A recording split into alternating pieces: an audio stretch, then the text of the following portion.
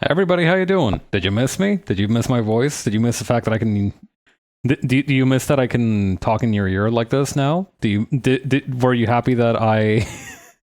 I'm just fooling. I know everybody missed me. I am very missable in that regard. How are you all doing? I'm Pabs, a racing VTuber and an artist, and today we're gonna be working on something secret. Oh, actually, I can take out the mute source now, can't I? Let me tell you, I have missed talking like an idiot.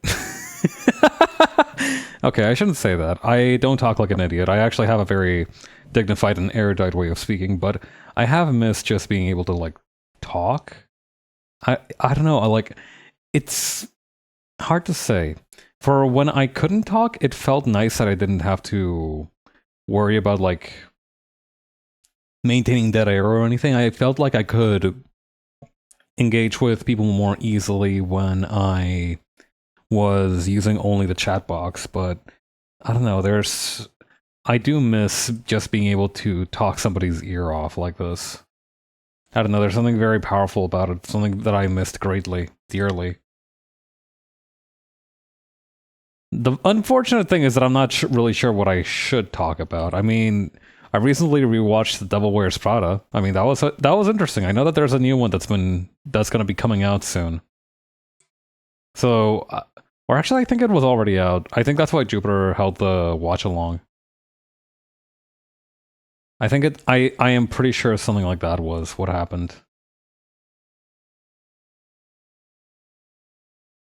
Hang on, I need to open something on my browser so I have a reference to look at. There it is. But yeah, I have been busy like a jackass working on a couple of secret things and on some stuff related to my day job. So I'm going to be very happy to finally have a minute. I've kind of just been working on personal stuff this whole weekend. I don't know, like it's just good to, how do I put this? When I stream art, right, I can get a little bit sidetracked, I can get a little bit distracted, but it still gets me to where I need to go. And it helps me decompress a little bit. I don't know, I think I'm one of those people that works better when they have an opportunity to explain their thought process while they work. Like, I feel like I have an easier time. I don't know, maybe it's a little bit of like a convergent evolution kind of thing. Like, maybe I'm better at explaining my thought process because while I work because I'm so used to drawing while streaming now. Or maybe it's that I work better explaining my thought process because I'm so used to working while streaming. Could be a little bit of both.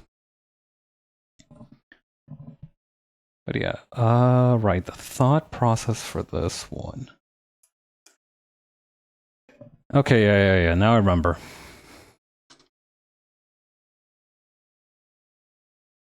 Actually, this one's gonna be interesting because it's gonna be a little bit... It's gonna be in black and white, but it's gonna use slightly different... how do I put it? Techniques than what I normally use. So that's gonna be fascinating for everyone involved, I think. It isn't a webtoon. I know some of you are looking at this long-ass canvas and being like, is he starting a webtoon? I promise you, that is not what is happening. I helped my buddy Raph make a comic for like a few months, and then I realized that I was absolutely not built for that shit. So that's just...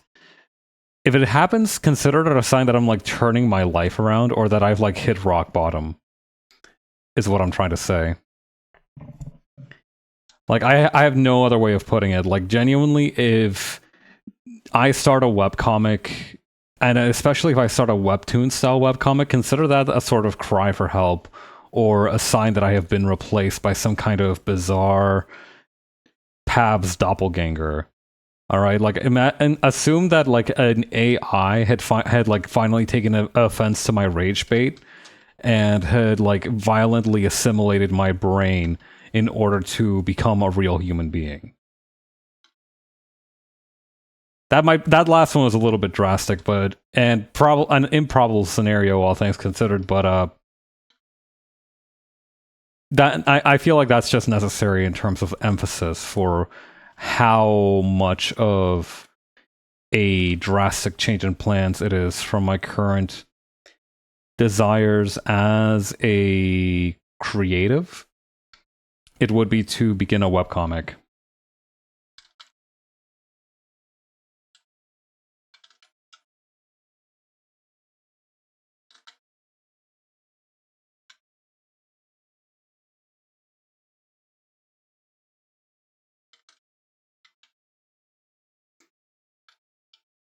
But yeah, God, I'd forgotten how.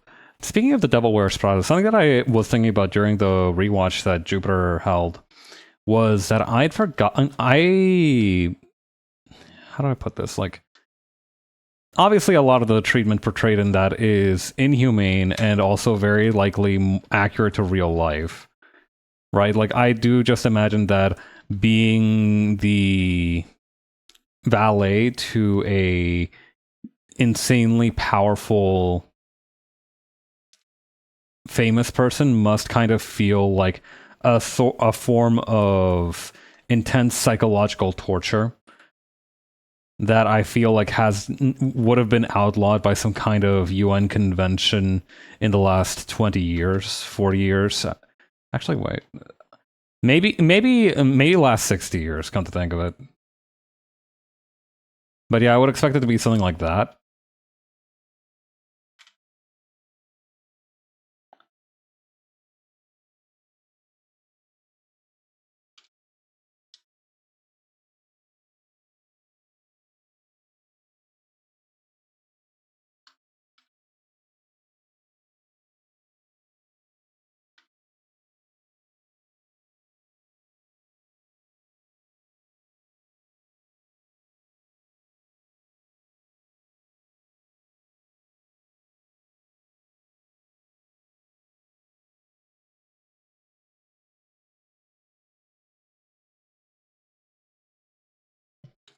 Okay, that's good.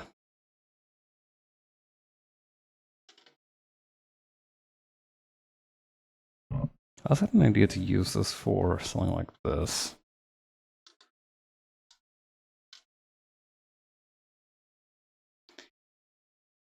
But yeah, it just kind of struck me that like on top of just the sheer kind of psychological damage that it must be to be in such a stressful position, it's also regularly noted that the main character of the movie isn't even paid particularly well. Sorry. It's not that she's not paid particularly well, although I guess she can just take free samples of random crap that the fashion industry kind of sends over to the magazine for samples. And that's implied to be like the main fringe benefit in addition to just getting exposure in the highly competitive industry. That's what I understood of the kind of balance, but I don't know how to put it. Like, it's fascinating because like she would have faced the exact same things in anything that wasn't like an intense fashion magazine. You know what I mean? I feel like she would have. I feel like it's the exact same stuff everywhere, and it was just so sobering to realize that.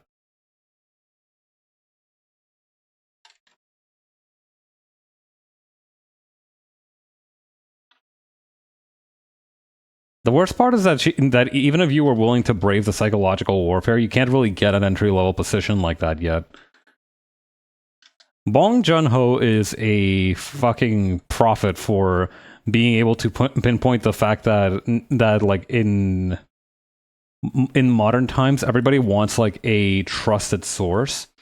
So like once you're in the circle of trust, it's fairly easy to use that as a permanent in other places, but if you are outside of it, the most difficult part is getting your foot in the door, because even if you are not particularly good at what you do, you can still people still know your name, right? Like even if somebody's like, oh yeah, yeah, I hear that guy does shit work, they've at least still heard of you, and then they will at least like Not necessarily give you the time of day, but definitely at least hear you out at worst, right? Like if you have some kind of crazy proposal. That's the impression that I get, at least. I could be very wrong about this, and I'm just extrapolating, but I feel like it's just the Devil Wears Prada is just what it's like everywhere now, especially if you are in the business of catering to rich or important people.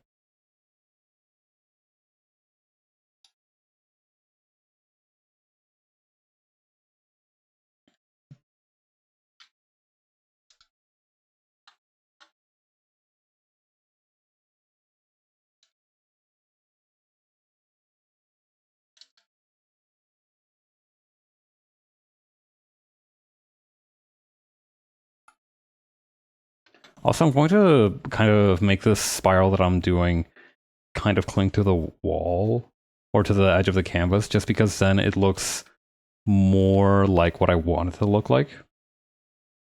I'm not sure what I want it to look like, but it feels closer to what I have in mind, at least.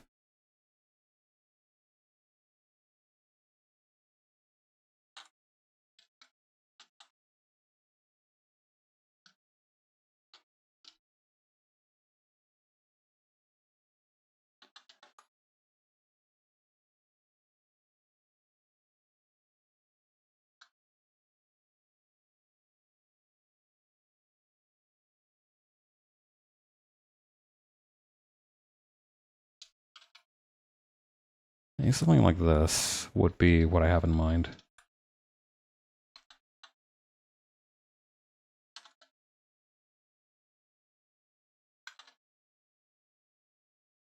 I don't know. Has anybody watched good movies recently? Movies that they enjoyed?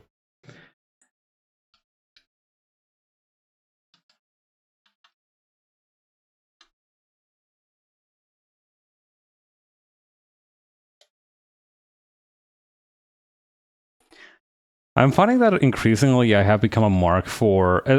I kind of it's kind of started as a byproduct of me trying to look up like those kinds of lo-fi study with me playlists slash streams on YouTube, because I that's kind of the thought that I wanted to capture for co-working, which I will say has been going much better than I anticipated. Like the thing about the co-working streams is that they were never intended to put butts in seats, so to speak. Like they were always intended to just be a space for me to get shit done. It is very much a selfish use of my platform, and it's basically what I've been doing since. It's almost kind of like how this whole channel started, really, because well, I mean, it was kind of a dual sort of thing, really. Like I started this channel to do a Drawtober thing, right? That was like the genesis of Pabs underscore art. And that was fun. I enjoyed that. But I think like at the I did kind of just want to try out being a VTuber. I wanted to kind of see what it was like being in that position. But I also used these streams as just ways to block my time and be like, okay, for this much time I'm gonna draw today. And it kind of helped become that sort of regular commitment. And I think that's what I really appreciated about that in the early days.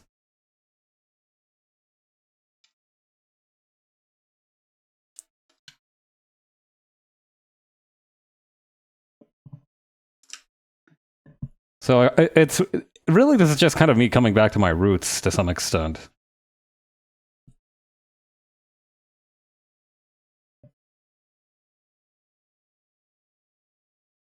I don't know if that's a particularly good thing. I don't know. People talk about coming back to your roots as if it's like always a good thing. I don't necessarily agree with that. I think that sometimes the reason that you've changed the way you have is because those roots might no longer. There's a few different reasons why things change, I feel. Like one of them is that now you're trying to do what other people are doing, and you've just kind of learned the game a little better, you know what I mean? It's like you started doing your own thing, and it was because you didn't really know what you were doing, right? And in that case, returning to roots might almost be like a sort of return to innocence in a way. Like like you're trying to go back to a place where, or not necessarily a place, a space or mind space, I guess, where you didn't really need to worry about your audience or think about them in any way beyond, I hope I get one. And I think that could be very liberating for some people. I feel like if you are in a situation where you're constantly having to think about what other people will think of your art, I feel like it must be a little bit like getting a brick thrown at your head for repeatedly for 3 hours a day.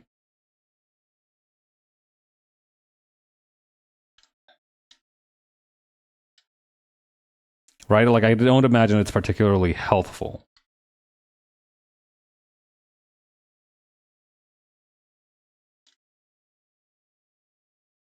Okay, so this is kind of a good start. Let's start refining this on top.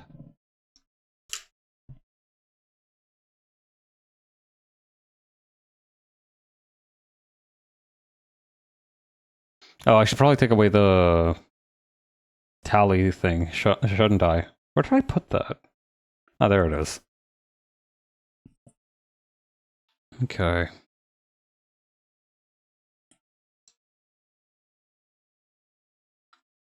I don't know. I get the feeling that this next week is going to be rough for me. Mostly just because of stuff in my day job, but it's going to be rough in the sense that I will be extremely annoyed by it. It's not going to be like world-endingly bad or anything. At least I hope not. You know, knock on wood. I don't think it's going to be anything unsalvageable, but I don't think it's going to be easy. Which I think is a fine kind of bad week to have, if such a thing is possible or really conceivable. Because I think, you know, like, it's when you expect a week to be bad, it's a little bit of a double-edged sword kind of situation, because on the one hand you're mentally prepared to not have fun that week, but I think you also need to be able to have like the mental space, might be not be the right word, the mental kind of bandwidth to be like, you know what, maybe it won't be that bad, right? You know, try to stay on the optimistic glass half full kind of side of things. But I think like between a week that you expect will be mid but turns out awful, and a week that is awful but ultimately turns out manageable, I think the week that you expect it to be mid but turns out awful is obviously much worse. Because I feel like those are the weeks that you're like, that was the worst week of my life. Like when things start to go wrong unexpectedly, that's definitely when you start like when you start thinking to yourself, maybe it is just me against the heavens. You know, maybe I do face the heavens alone.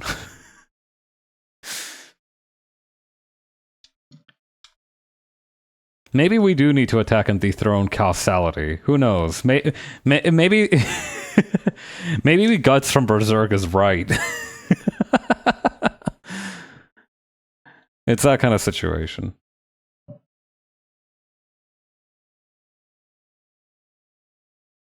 God, I don't even know.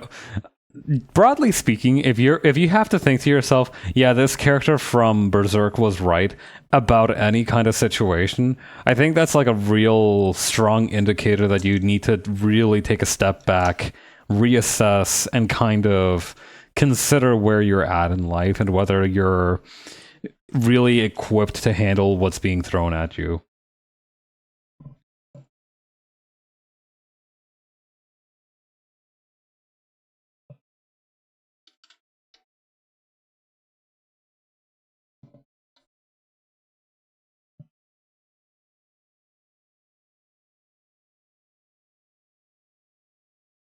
Okay.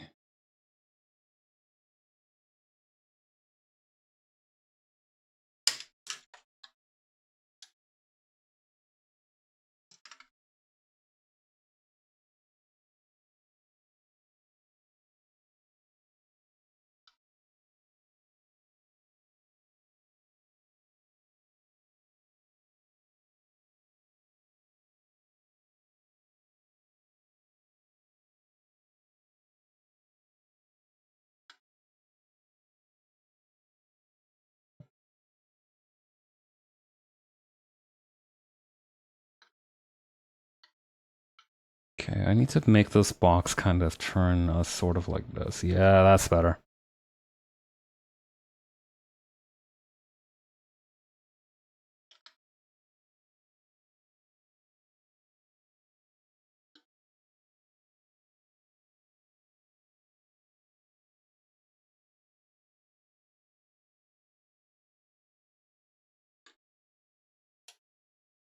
But yeah, I was saying earlier, I've kind of become a mark for those lo-fi studying playlists a little bit. Like I've always kind of been a mark for them, but I've started listening to them at work fairly regularly now. And the reason that I chose that kind of seaside background noise for the for the co-working streams is because I like those the most.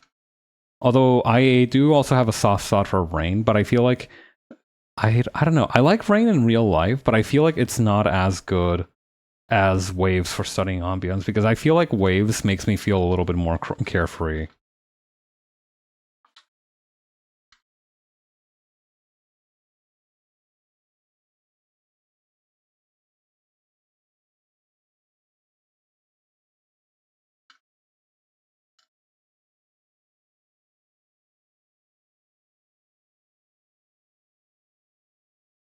And I think that's a good attitude to have when you're working on important things. You know what I'm? Well, okay, maybe not the right attitude to have, but a good one to have. You know, not taking it too like still plugging away, but not taking it too seriously.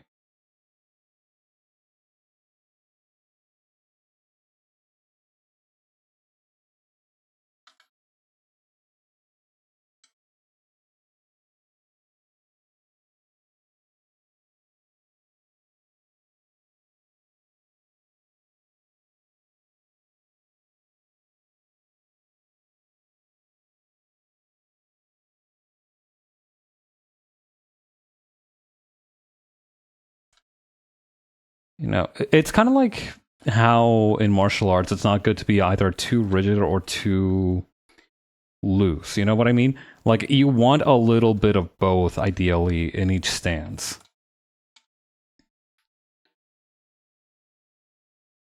Like you need that rigidity in order to maintain form and to have actual impact with your strikes. I think that's kind of the main purpose of rigidity. Like obviously between getting slapped by a pool noodle and like a plastic tube, obviously the plastic tube would hurt more, which I think is probably why a little bit of firmness is desirable. But at the same time, if you have like a glass tube, for example, which is not, which is hard, but not particularly durable, you know, that's obviously going to snap. So you do want a little bit of spring. You do want a little bit of bounce. You do want a little bit of adaptability.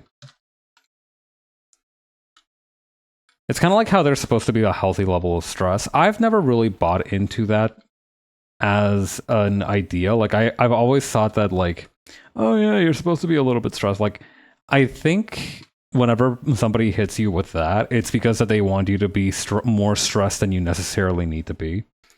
I don't know how, but like whenever somebody gives me advice, like, oh yeah, no, like you should always be doing a little bit something like that, right? I always feel like they're trying to do me for unpaid work, unpaid emotional labor.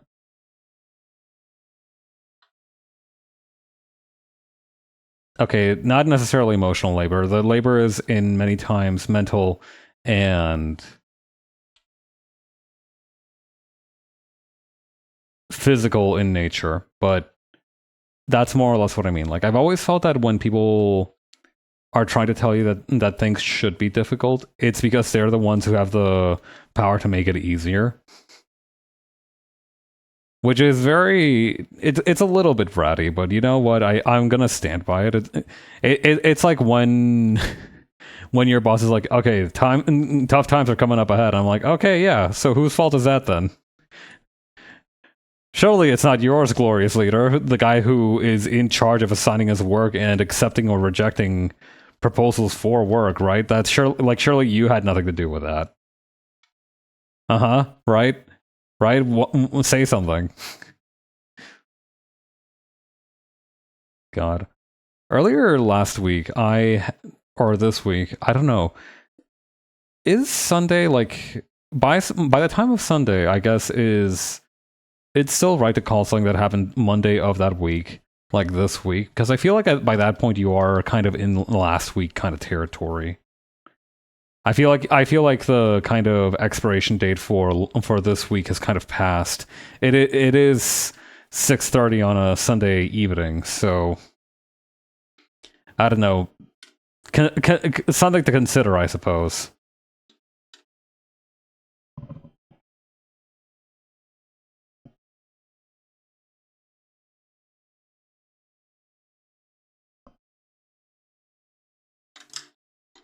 Okay, I need a different reference picture right now.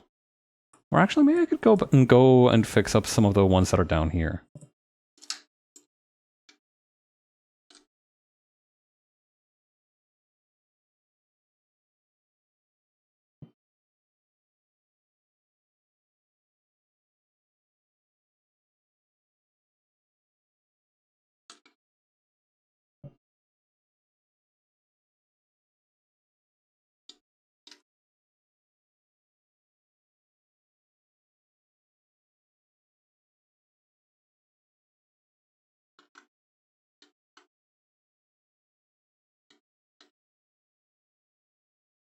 Hmm.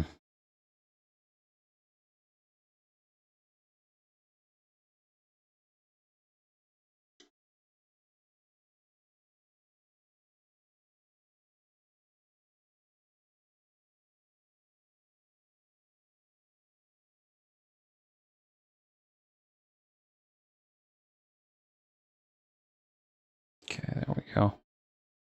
Oh yeah. As a side note to the other things that I've been doing, or at least something that I've been doing off stream, I have been working on something related to an animation that I'm working on.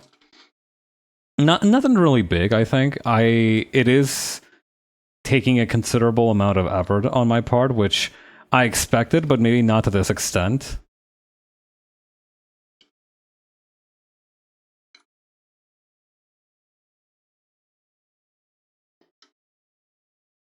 But I feel like it's bearing some fruit. I do think that this has been a positive overall experience for me. That being said, fuck learning how to do walk cycles. This shit has been a nightmare, and I'm not even really doing it from scratch. I had to fire up Vroid and try to get a screen capture of the walk cycle that they have as a default animation for their avatars, and I was like, okay, I have no idea where I can find like video capture of walk cycles. This is probably the best I'm gonna get. And the crazy part is that it's been working pretty well so far. Like genuinely small to medium complaints only. There haven't been really any issues with doing that, so I feel pretty good patting myself on the back for that kind of ingenuity.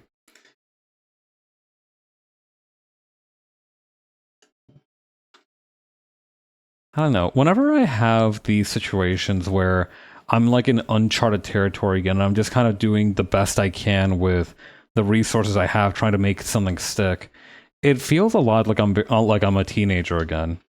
I feel very much like I'm back to doing the kind of ragtag, the kind of slapdash bullshit that I used to do back in those days, because I didn't need it to be perfect. I just needed it to be done. So I just kind of did the best that I could with the materials that I had, polished it as much as I could, and I was like, you know what? Fuck it, that's good enough.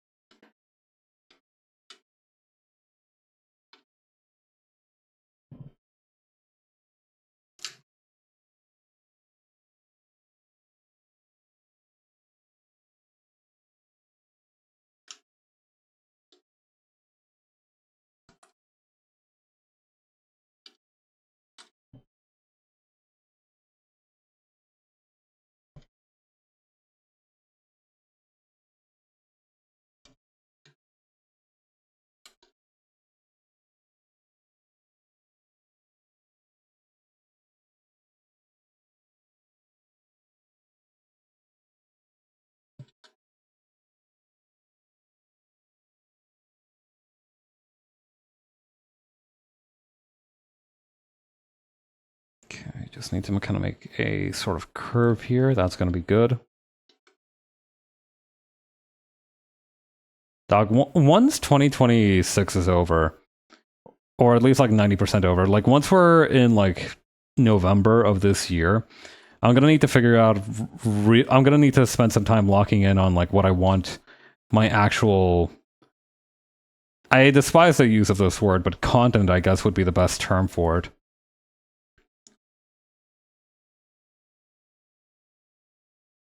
I do need to figure out like what my content is going to be like for the future, because I feel like once September is over, I will pretty much know like the trajectory of my life for the next couple of years, which is exciting to think about. I'm honestly looking forward to it quite a bit. But depending on that, right? Like depending on the outcomes of that,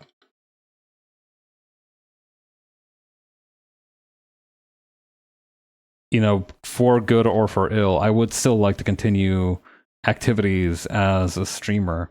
And I think that's when I'm really gonna need to start locking in on like actual stream projects instead of just these random dalliances I've had with like stupid bullshit that I think would be really funny. Which, to be fair, has carried the channel much farther than it should have. Like, not to disparage stupid bullshit in any kind of meaningful capacity. Like, I recognize that this city was built on stupid bullshit. But, you know, like, I see other people trying very hard to create things, and I realize that I have, like, the means to create those things as well. Like, I also have the opportunities, the capacity, if I really put my mind to it, to create things of that caliber.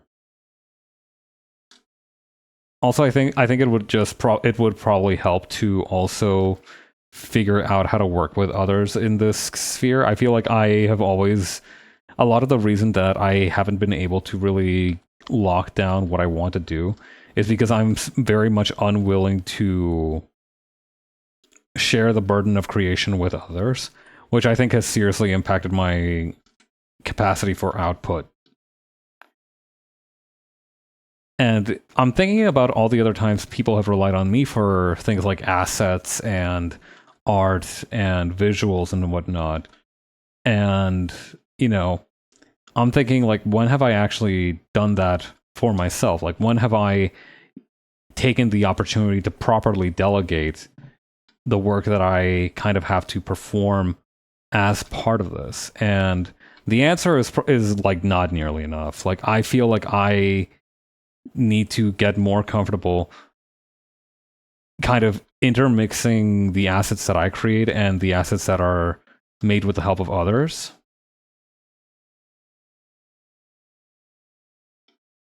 Oh, that's not how feet work. There we go. Also, I found out a hack for making pancakes in the oven. This wouldn't be the first time I've done that. You can genuinely just grab a box of pancake mix and mix it up normal style, like with water and everything, but you can also... Hang on. Something like this. Gonna be fucking peeking out of this corner like Bruno Buccarati. But yeah, I've recently figured out that pancake mix is a little bit like ramen in that it tastes much better if you add a couple of eggs here and there to the equation. Dog, I cannot wait to start like having enough confidence in my bite force to start eating noodles and stuff like that again. I've missed it so bad. I have like the baddest craving for marinara noodles right now, like ground beef and marinara sauce or bolognese sauce. I don't know. Is it? I guess it's just spaghetti bolognese, huh? Maybe. I don't actually know that much about Italian food. Come to think of it, like the big ones I know are, you know, obviously lasagna. Shout out Scarfield. Spaghetti. Don't really know that much in terms of variety. I know carbonara and bolognese are like two of the big hitters in terms of overall popularity for this method of consumption for this particular food stuff.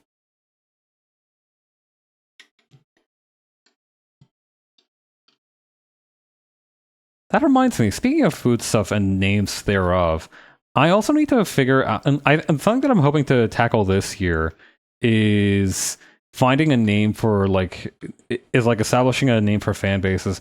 Maybe, oh my god, I could start a Discord at some point this year. Isn't that an exciting thought?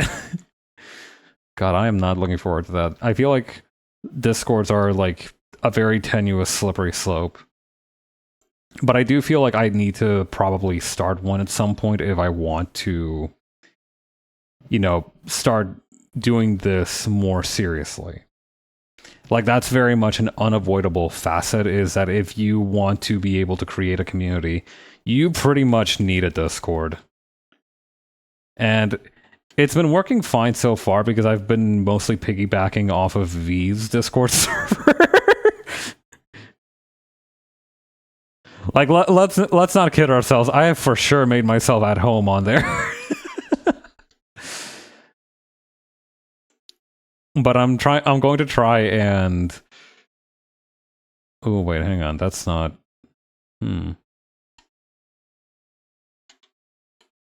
Oops.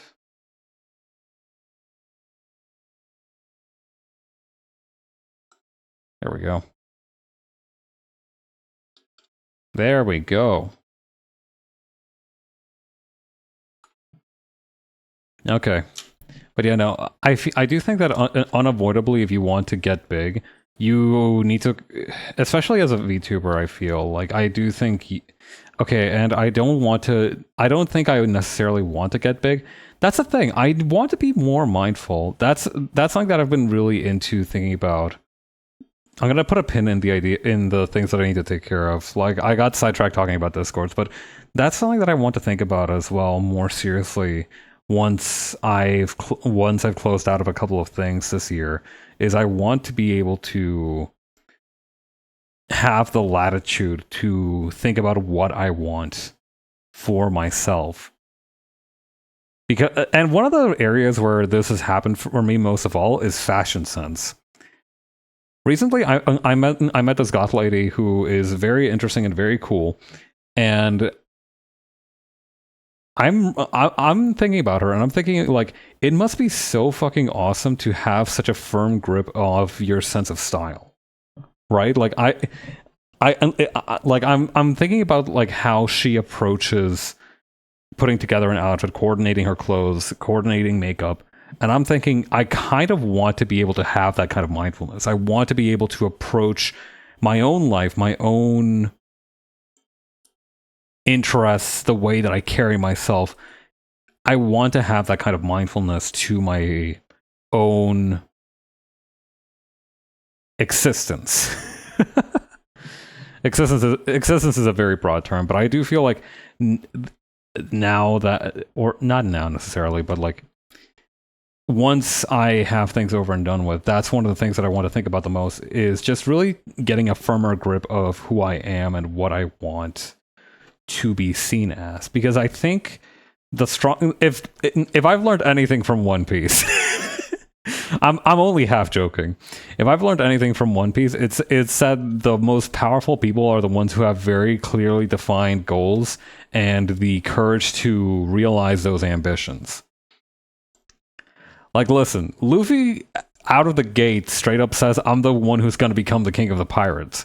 All right? I want to be able to have that kind of I don't even know what you would really call it. Not gusto, but powerful sense of self.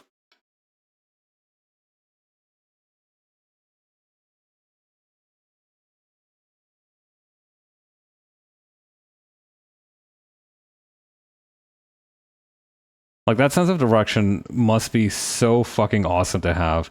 And of course it can be frustrating because you don't always get what you want.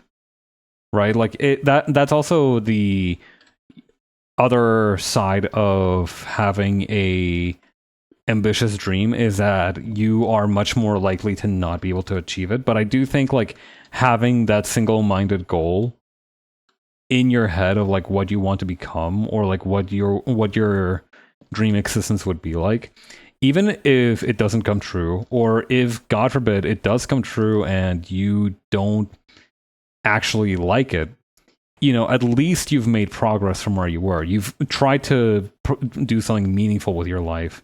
And while it can be bitter to realize that it's not actually what you wanted, I do think it has its value in really providing a direction for you to take.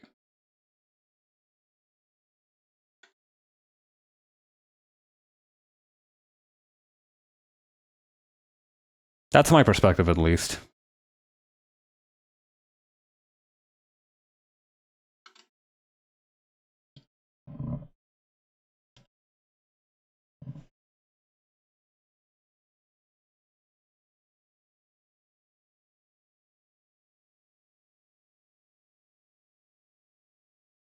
Hmm.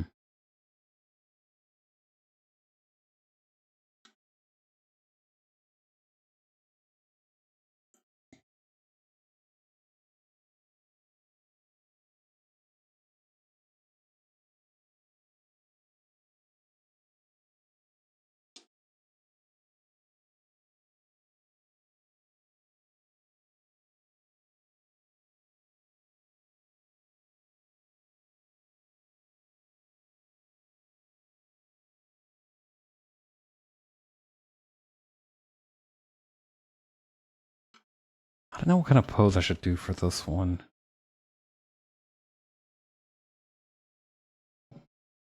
I don't know. What's like a typical cat pose? Not, I'm not talking about like how you can have like a clenched fist with your wrist bent at a 90-degree angle to like make a paw gesture. I mean, like, what is maybe cat jumping? Cat jumping would be a good thing to Google.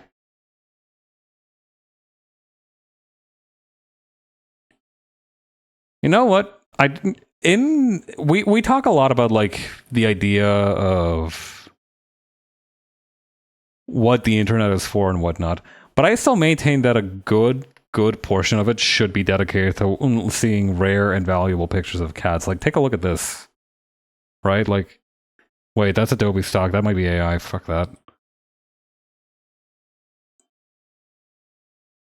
Or even like this one, right? Like, I don't know. I feel like I've forgotten what joy exists sometimes in the simpler things in life, which is just like pictures of cats that are jumping with much agility and dexterity. Oh yeah, well I'm here. This might be a good time. I was talking about like how I wanted to think about like you just know bro's gonna land on his feet, but he's gonna have a hell of a journey on the way down. Anyway, I'm gonna use this one, I think. But I was talking about like how I wanted to think about like fan base stuff and whatnot. I was like trying to think about like, okay, what would fan name for Pab's army be? Pab's army might not be half bad, honestly speaking. That's kind of the level at which I'm operating at. Is that I don't even know if army is like necessarily a bad one. I've been thinking about like different words for like staple grains or like I was thinking about fodder even like oh yeah, fodder kind of has some sauce to it. Like what are you talking about, brother? I don't know. There are people who don't have fan names. Like I do know that like I think Hochimachi Suisei doesn't have a fan base name, and she does perfectly well for herself. I don't know. It's definitely one of those things, where you're kind of thinking to yourself, do I really need that? Do I not need that? And it's fun to think about. It's also one of the things that I need to think about once I have the kind of mental bandwidth for it.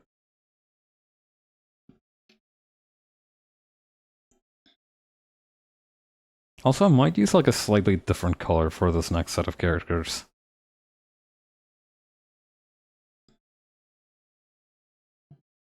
Okay, yeah. Wait, I've got an idea for the kind of pose that I want to put this at. Also, I am taking a look at the kind of the words that are available for grains and various grain related things. It is crazy to see just how I've never seen so many Indo-European proto language entries in my life. Like usually there's, if you're lucky, you'll see a couple of them, but this has been, it's like almost a 5-to-3 ratio to from Proto-Indo-European, Old English, and High German or whatever to Latin and French and Spanish or even Greek. Like usually there very rare. Usually you'll see like at least a little bit of Latin, some French, sometimes like it'll be vulgar Latin. I don't know what that means necessarily.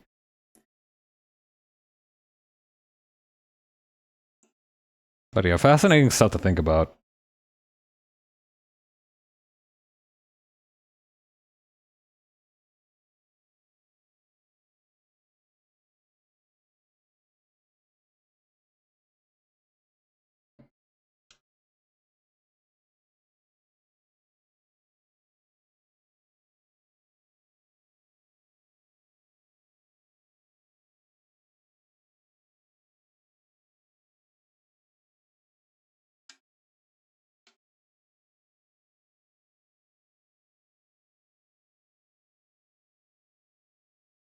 Okay, this feels good. Yeah, this feels about right.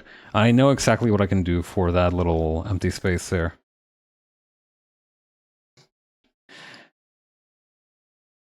When I draw people displaying their arms out like this, I can't help of thinking of that one fat little dog. Hang on, I might be able to pull up a picture of it.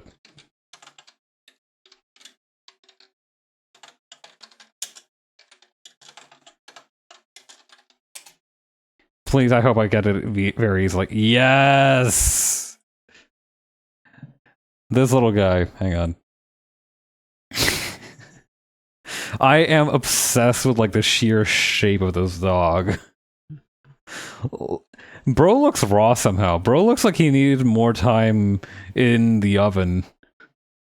Bro Bro looks like he doesn't know he's alive. Like you look into the eyes of that dog and you tell me that there's like a single thing going on with that tiny little skull. I feel like you could tap it on the head and it would sound hollow. But yeah, obsessed with this image. Stop fighting! I can't help but think of it whenever I draw somebody with like their arms out like this. Which isn't easily seen, but you know what, you're just gonna have to deal. I will appreciate my privacy being respected in this particular instance. But yeah, I was surprised at how much fun I have interacting with people through just chatting in the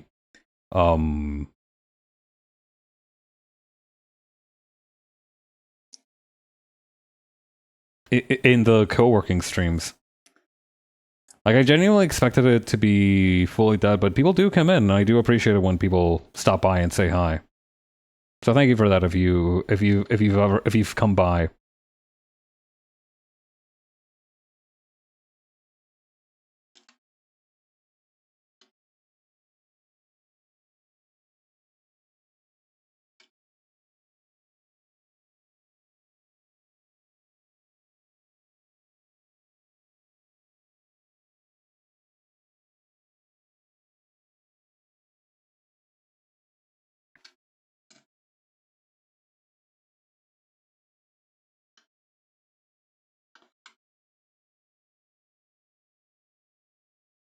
God, I recently had a chance to reread through all of Hunter x Hunter, and what a fucking comic.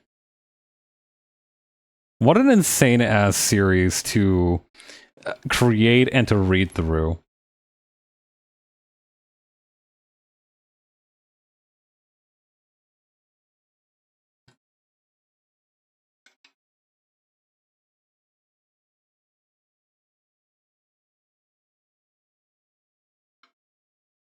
Okay, there we go. Erasing this. Perfect.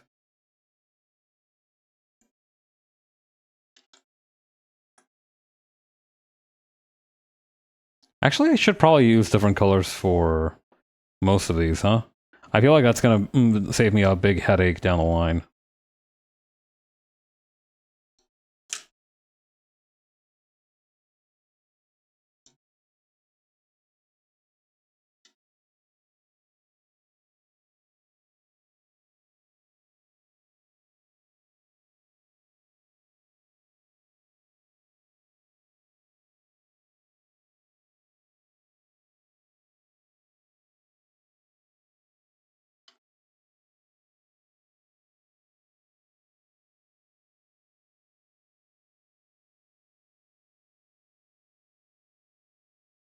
Ever since I drew that one bit of Golden Week art, I've come to have a newfound respect for masking layers and blending the layers.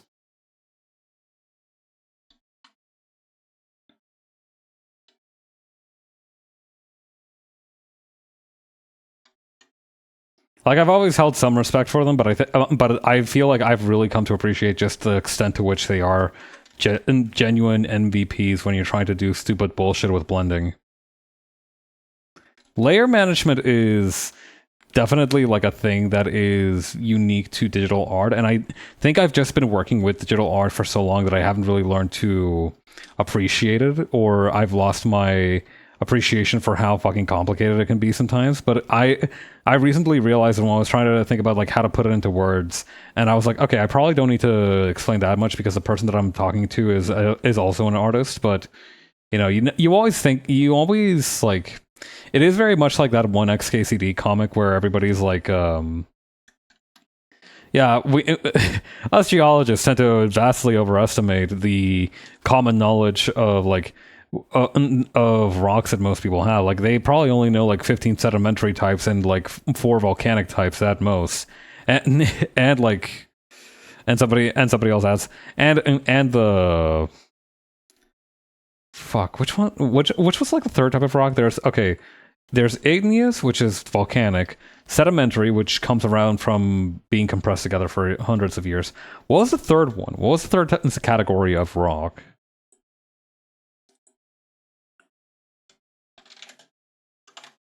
Types of rock.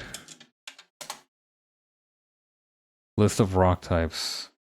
Okay, igneous. Metamorphic! Yes! Metamorphic rocks arise from the transformation of existing rock to new types of rock in a process called metamorphism.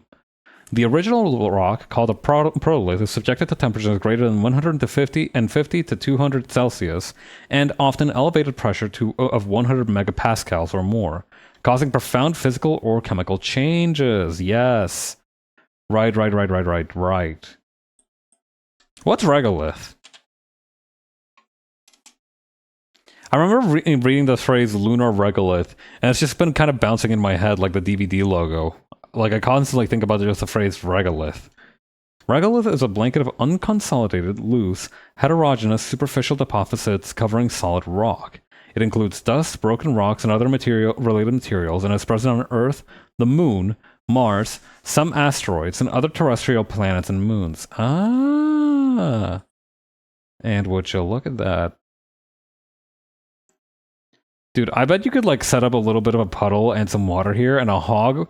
If a hog could breathe in space, I think it could just go wild in there. The term regolith combines 2 Greek words, regos, blanket, and lithos, rock. Ah, mira tú. Okay.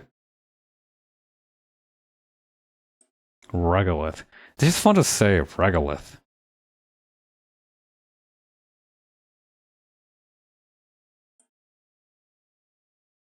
Asteroids commonly have regoliths produced by impact and other surface-altering processes. You know, I don't know why I thought this. I always thought asteroids just kind of looked like that because they looked like that. I never put and connected the dots that the reason that they might look like that is because they also got hit by space rocks. Am I a bad person? Am I a bad person for like underestimating the rich internal lives of asteroids?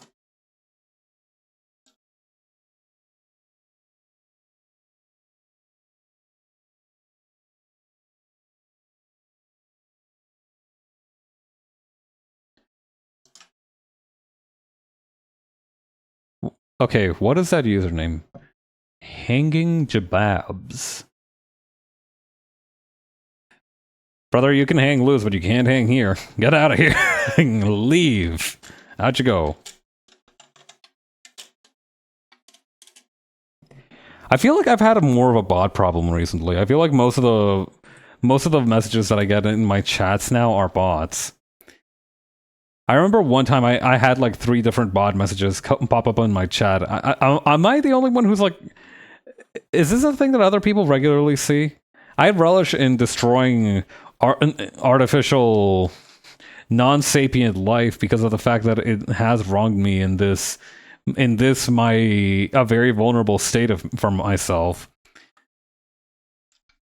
But I don't know. Have other people encountered this issue? Does anybody else see like 5 or 6 bots per stream, or am I okay? I don't see 5 or 6 bots per stream, but I do see like at least one. Like there is at least a minimum of 1 bot per stream. I am kind of wondering if if this is a me problem or if this is like a widespread problem. I feel like it's probably pretty widespread. I don't know. Maybe they are picking on me because I renounced my affiliate thing. Like maybe Big Boss Twitch was like, renounce affiliate, will you? Stop playing ads on your channel, will you? We'll fix you. And then they like gave my name and address to 50 different bot contractors, and they were like, "Go wild, boys! Teach him a lesson he'll never forget."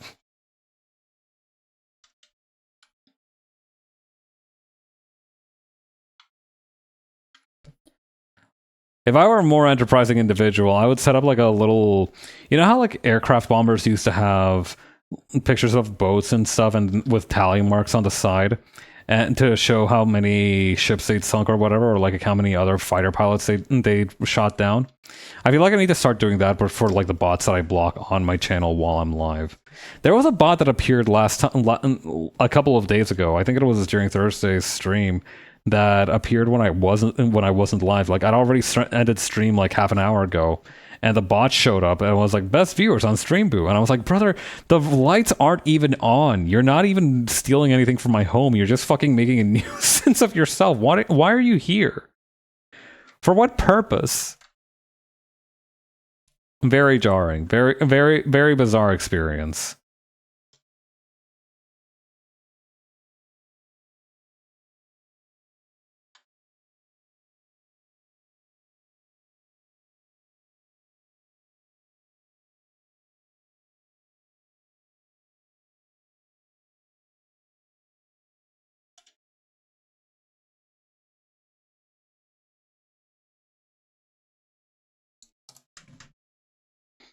I gotta say, it must feel good as fuck to suddenly hit a pose with your arms stretched completely straight but crossing over each other.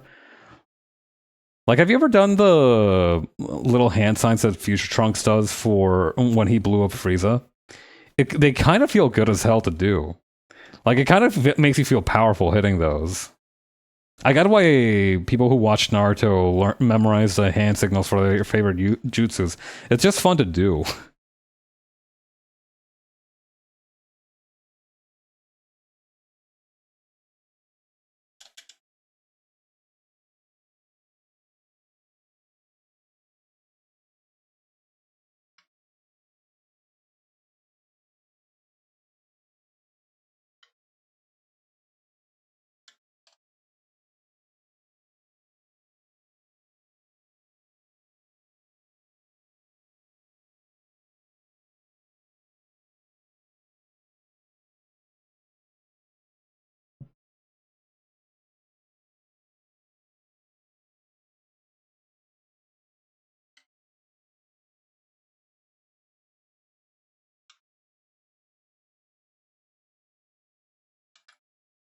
Okay, that's pretty good.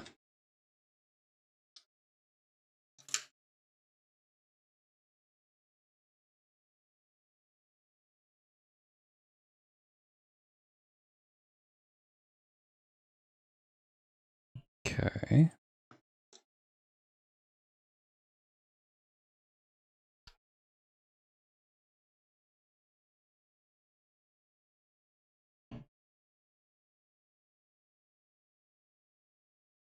What color should I use for this one?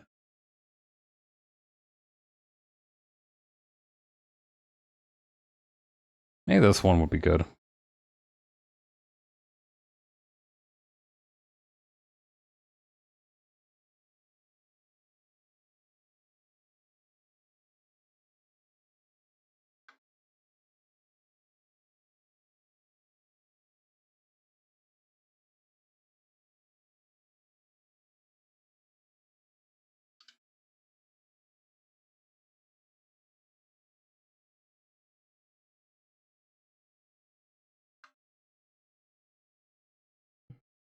Okay, maybe like this. Yeah, I think this is good.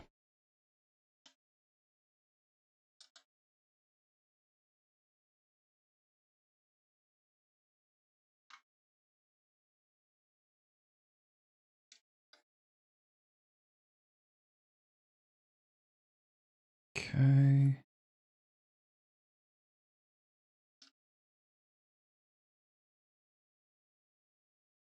Yeah, that seems right.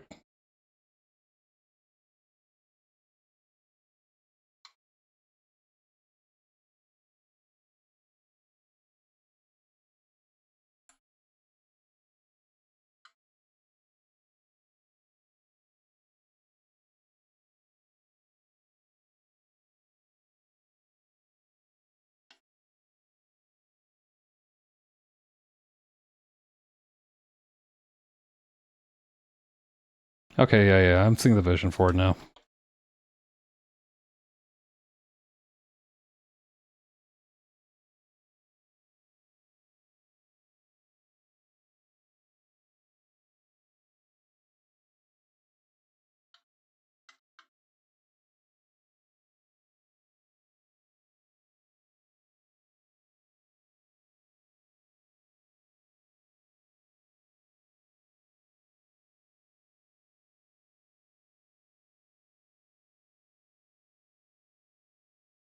Ooh, wait, no, hang on. I've got a different idea for the pose for this.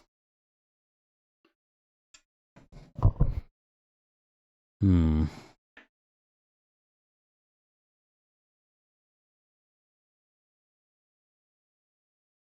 Yeah, okay.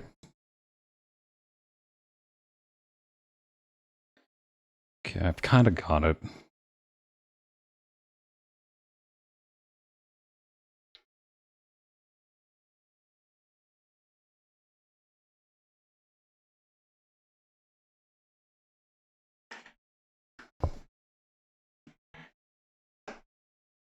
Hmm. Hang on, I gotta get up and try and actually make this pose happen myself.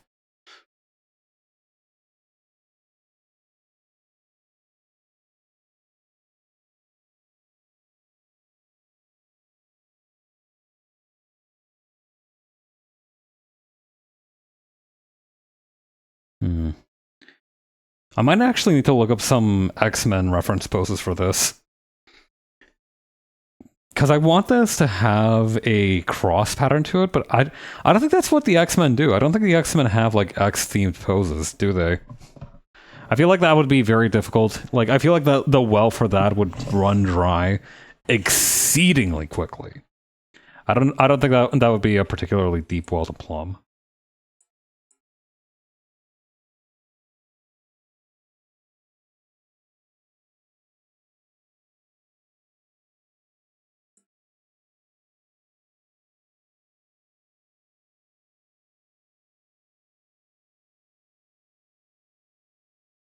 Hmm. Okay, well, let's try this. Also, I am deeply enjoying just how good the composite blur effect is blocking so much of this. I don't think I even necessarily needed the. I don't think I needed this because like I'm not doing many distinguishing features on these. Like I think if anybody does catch them, I'll be able to reason it away. Or like I don't think that anybody that this could be a spoiler for will necessarily be able to see this. But I do feel good in like the sheer depth of how seriously I'm taking operational security.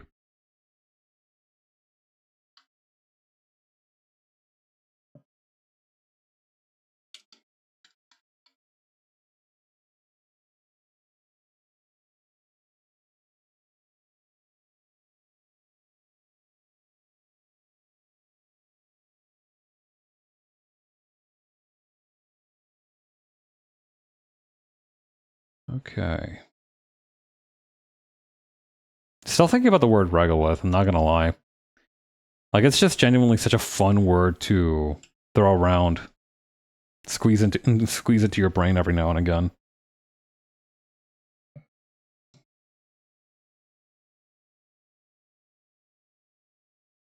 This is low-key the pose that Robin hits in One Piece. But I think for her, it's like more like her hands are blooming rather than them being an X.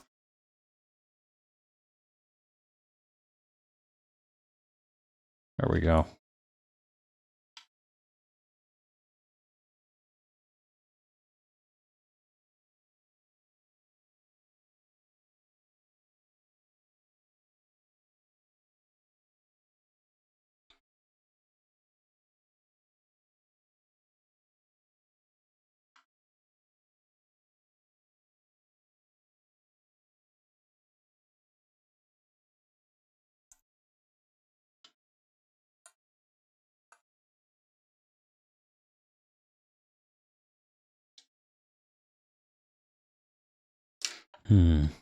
If I just Google X-themed poses, is that gonna give me what I want?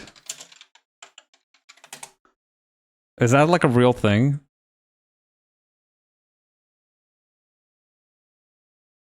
No, I don't think so. Or wait, Nate Cheerleader X?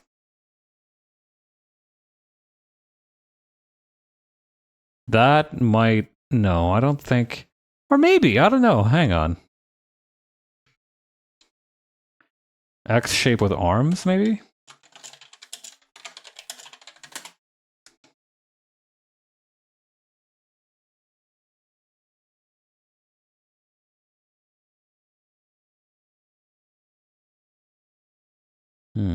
Could you do it above your head? I think so.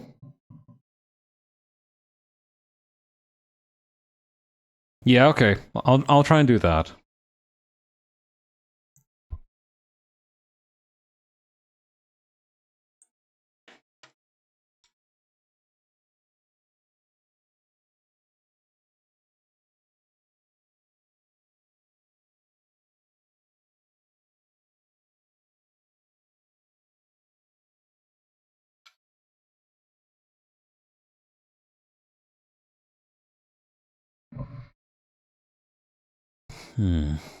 Okay.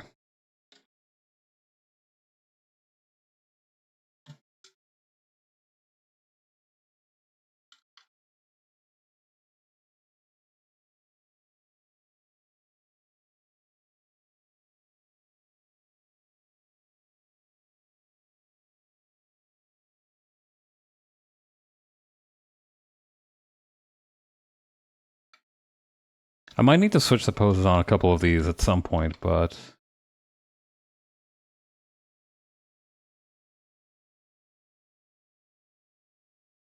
There we go.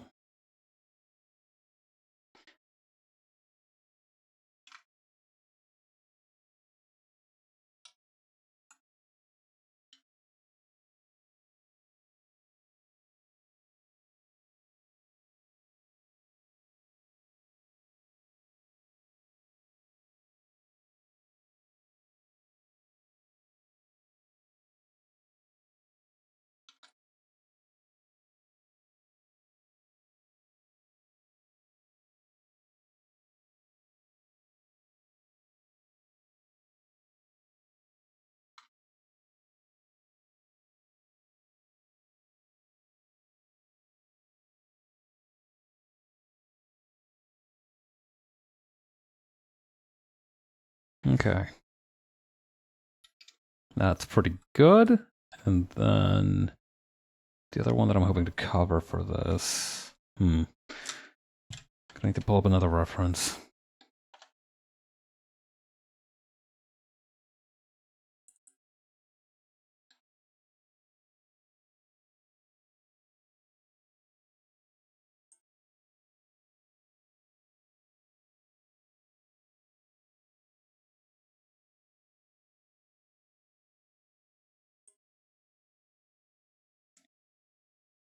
What was I doing? Right, the reference.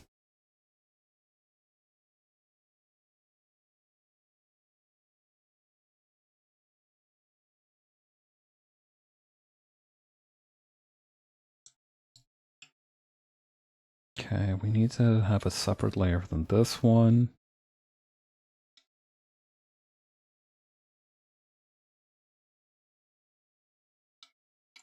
It was a really good idea to just have this black background on with the shapes in lighter colors. I think that really helped me out a lot. Gonna have to bear that in mind for the future.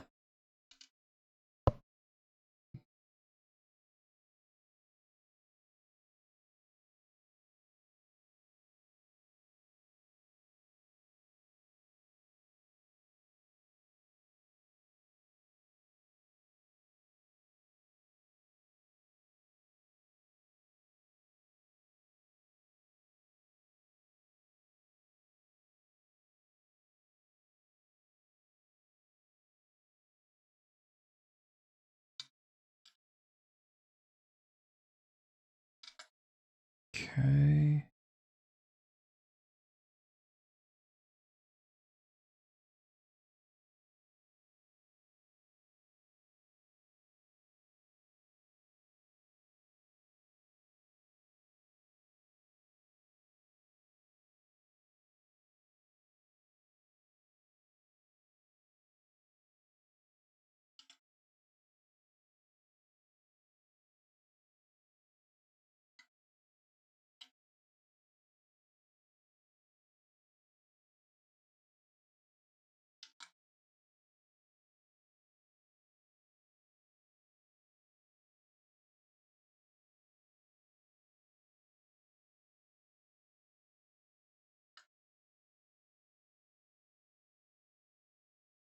Okay, cool.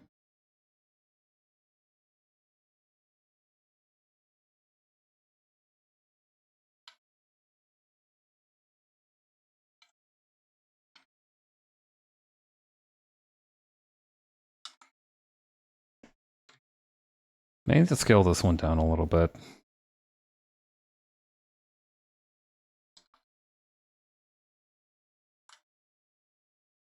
I might also just need to bite the bullet and scale down everyone else in the meantime, which I don't think would be the worst thing in the world. I do think that a couple of these could use a little bit more elbow room just to really show off the pose.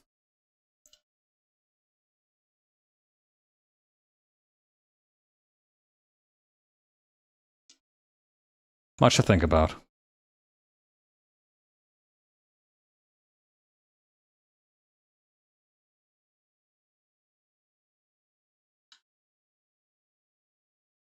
Okay.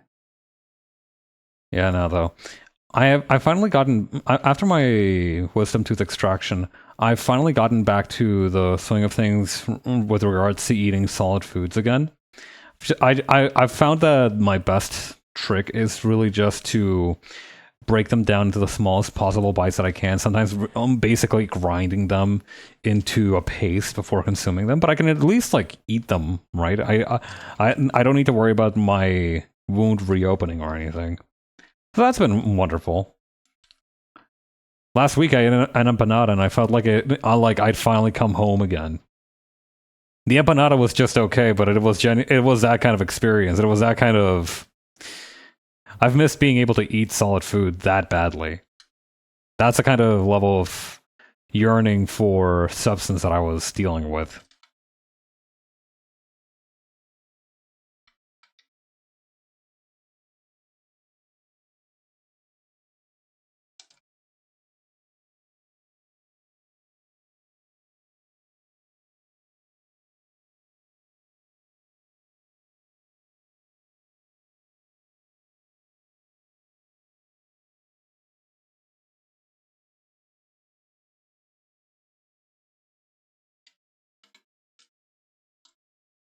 Okay, I'm definitely gonna need more background canvas here. There we go, that's much better.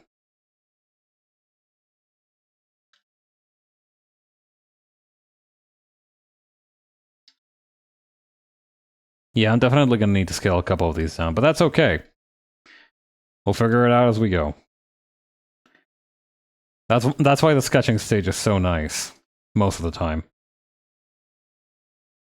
Other times it is just deeply evil with no discernible reason. But this time it seems to be behaving itself.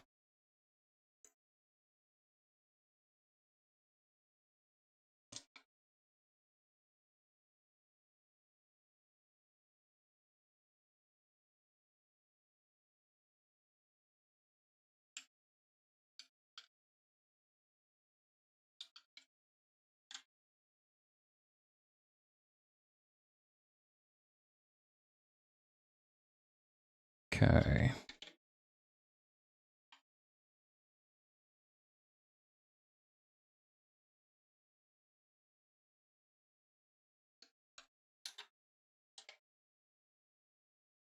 Very nice. Now, next up, we will need a different reference.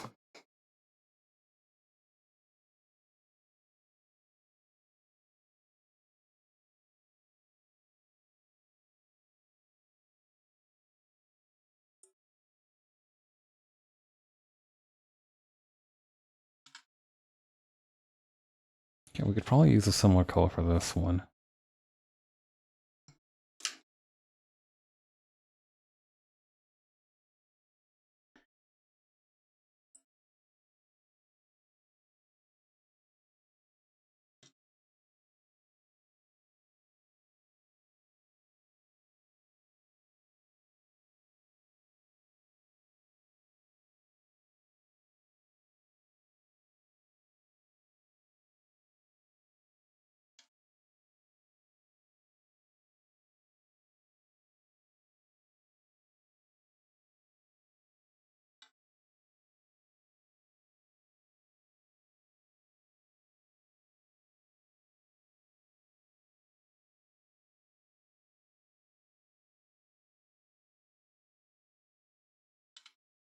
Okay, we're only gonna need to bring this in a little bit.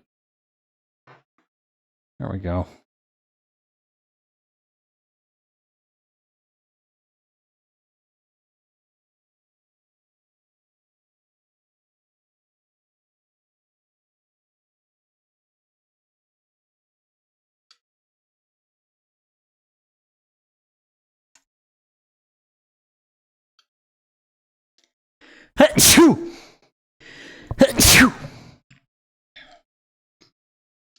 I've been sneezing a lot recently. I hope I'm not getting sick. That'd really be the worst right about now. Let's be honest, there's no convenient time to get sick, but right now would also be really bad, just generally, for me.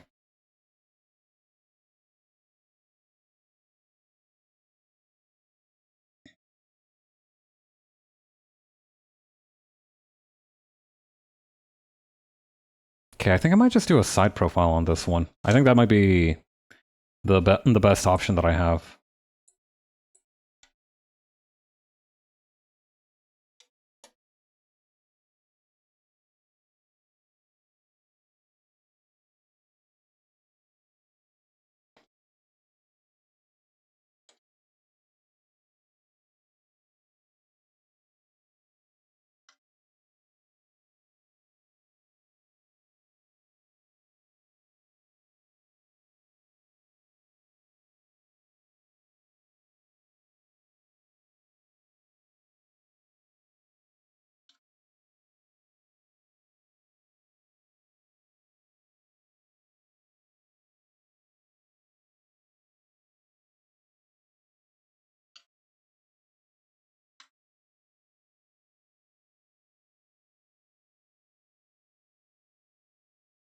Okay.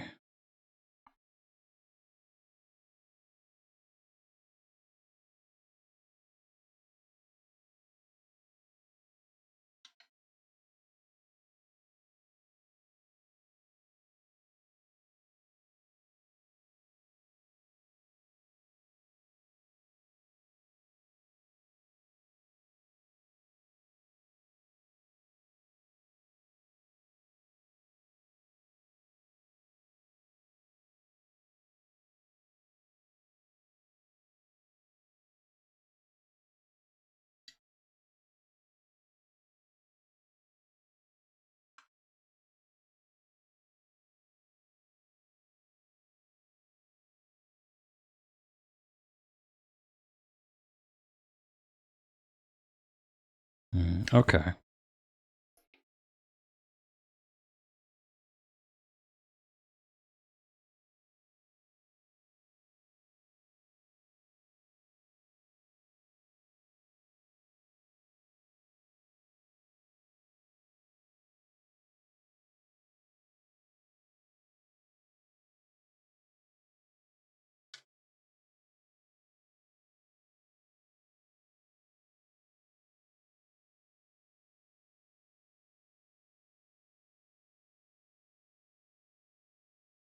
Okay, I see, I see.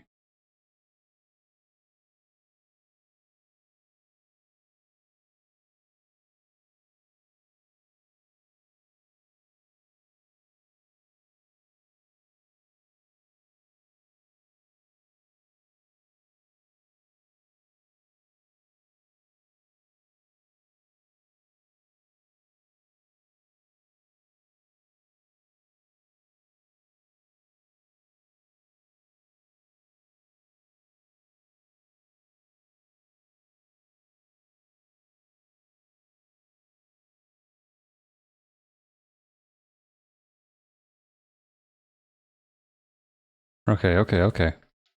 Getting the hang of this.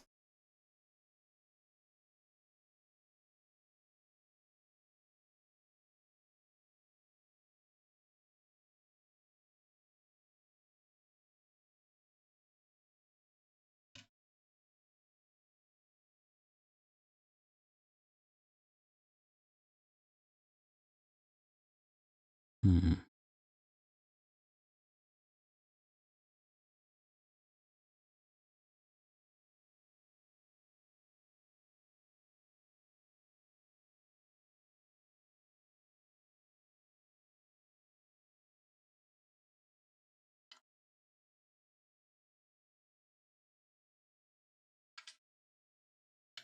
Okay.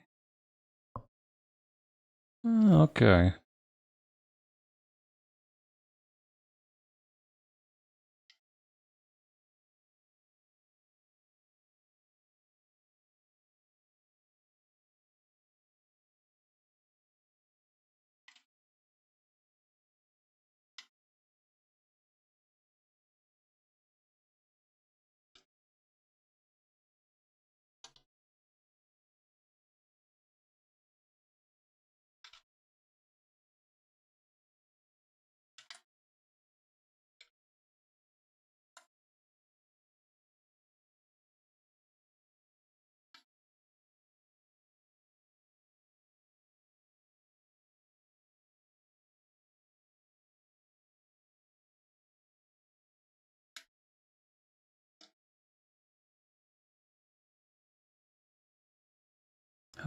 I'm wondering how I'm supposed to interpret a certain part of this.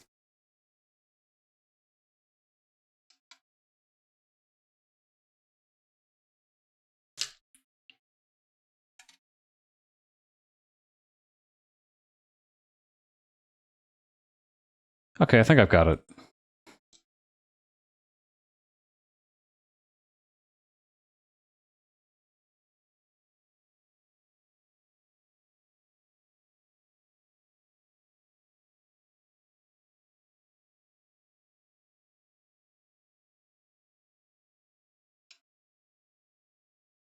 I'm choosing to go with this.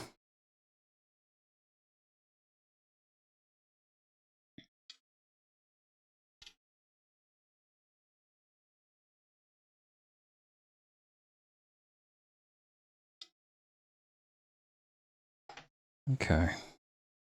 And we'll need a secondary one a little bit above that, or behind that, rather.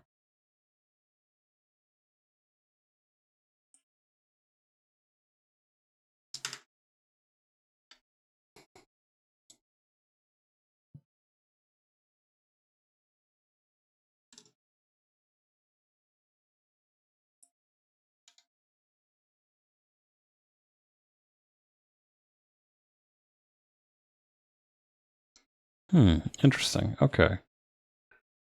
So this one has a slightly different facial shape and has a sort of mouth mask.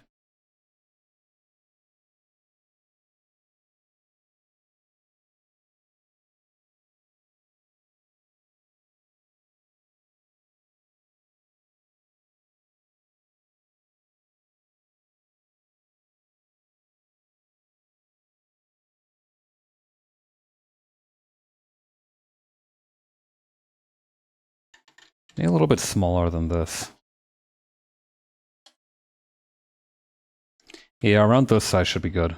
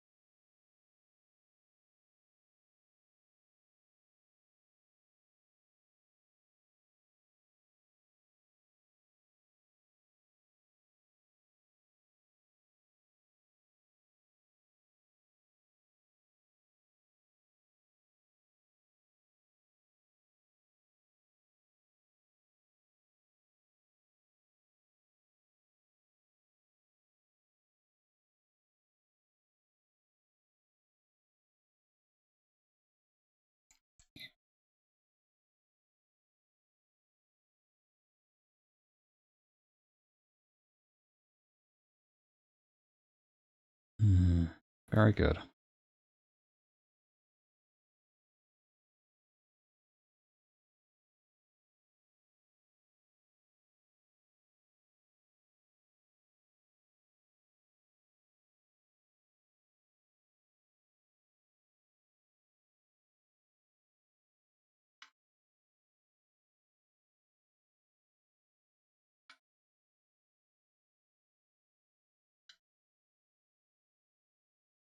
Gonna need to extend part of this that I thought only reached up to a certain place, but that's fine.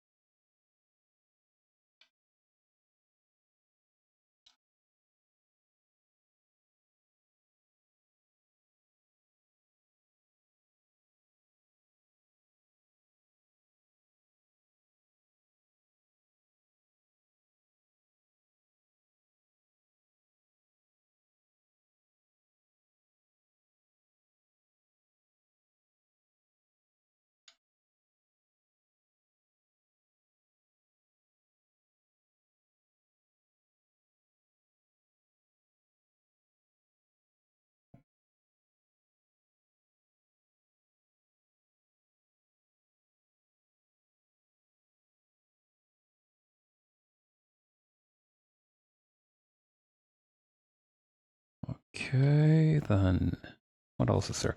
There are some details on the mask that I should try to avoid forgetting.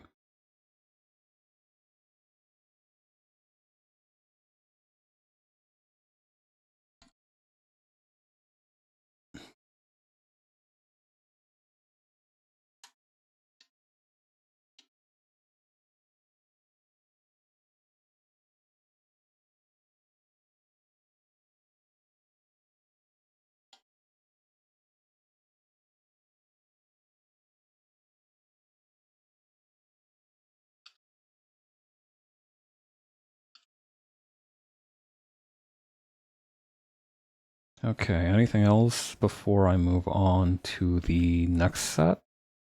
I don't think... Okay, maybe one more thing.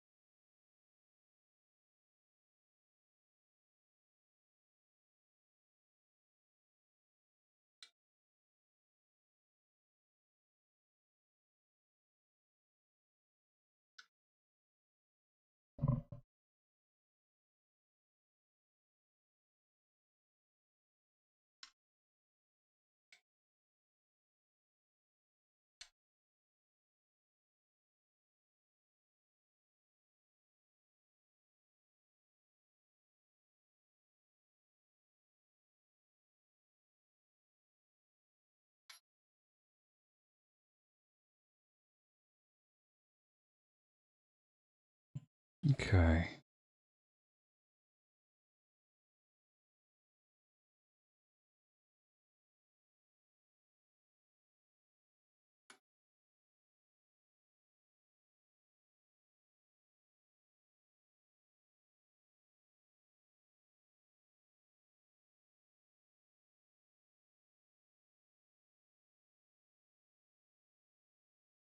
Okay.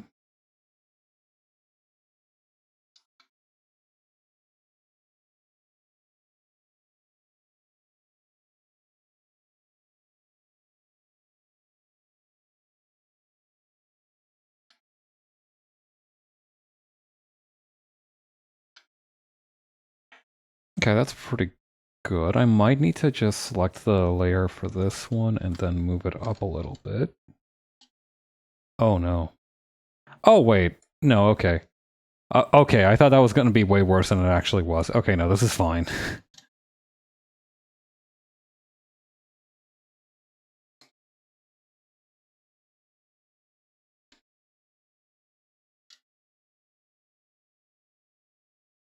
Yeah, I'm just gonna shrink everybody just like 5%.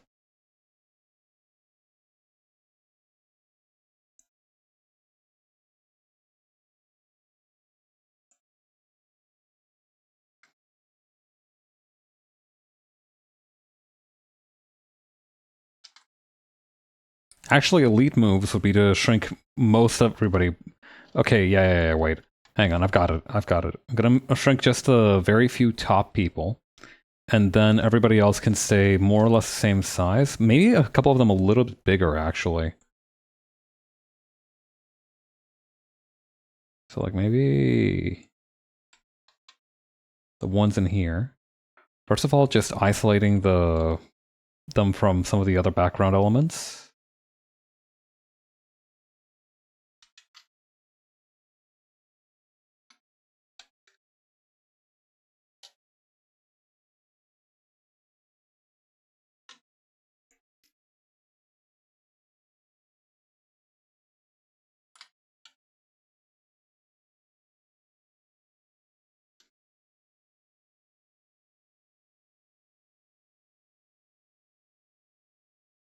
Oh yeah, this flows way better.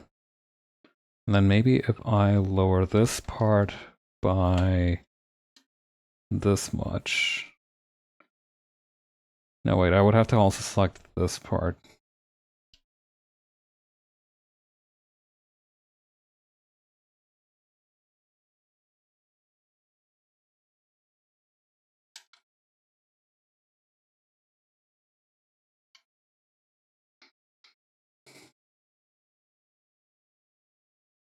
Yeah, this is doable.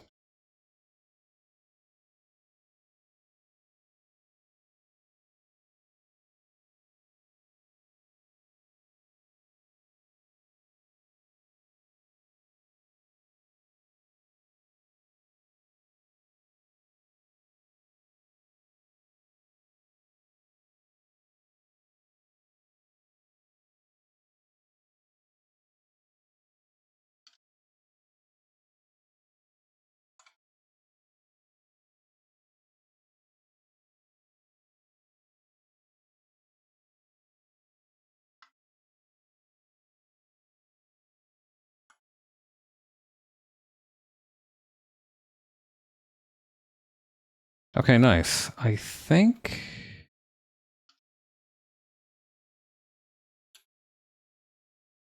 Yeah, okay, I think that should do it. Although maybe for this section, just bending the leg. Okay, this one's going to be a little bit of a tricky operation.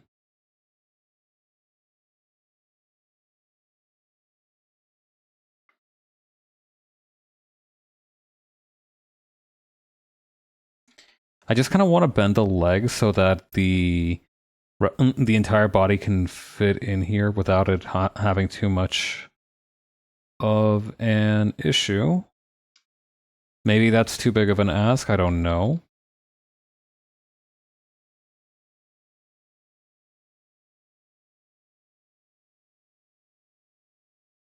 Honestly, that works. That works pretty well.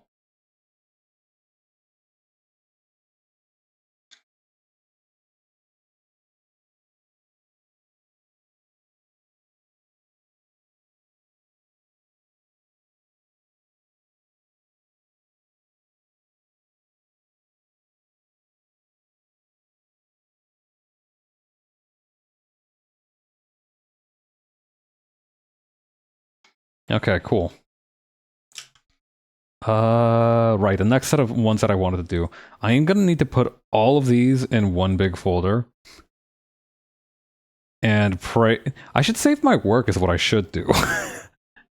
rather than praying to an abstract stroke of good fortune, I should just save my work so that it doesn't crash and delete itself in a tragic incident.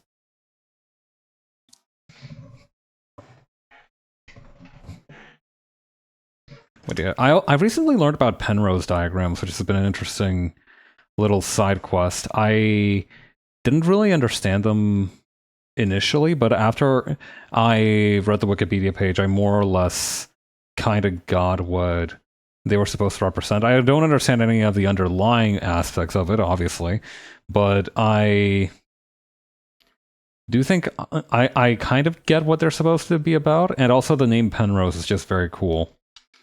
At first I thought that it had something to do with Penrose Tribars, just due to the name being shared, but it seems like it's a different thing.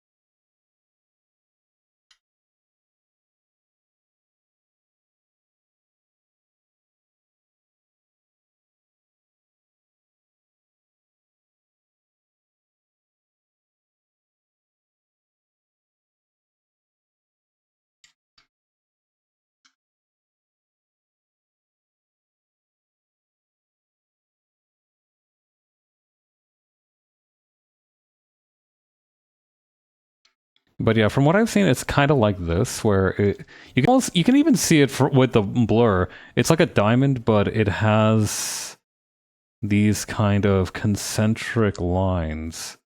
Don't know how else to refer to them. Sort of like this.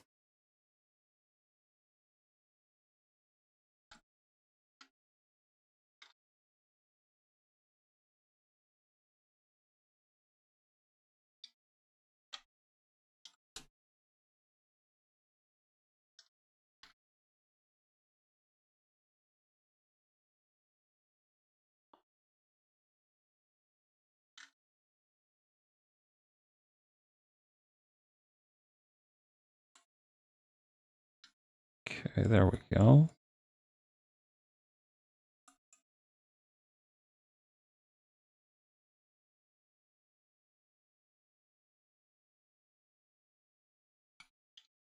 I might genuinely have to hatch these lines out during the real thing. Yeah, I think that looks pretty interesting.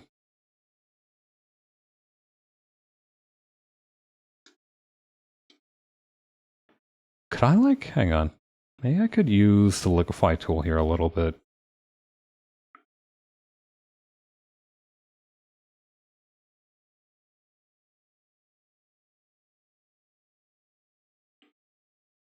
Just a little less broadly than that.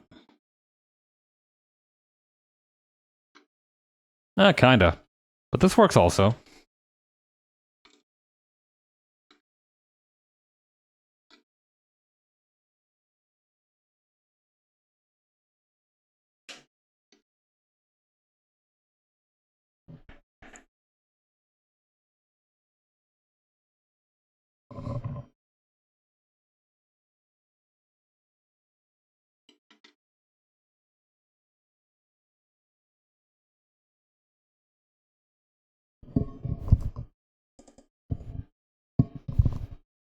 Hang on, I thought I heard something in my house. I'll be right back.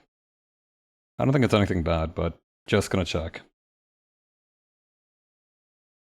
Where's my, hang on, where's my BRB screen? There it is. Be right back.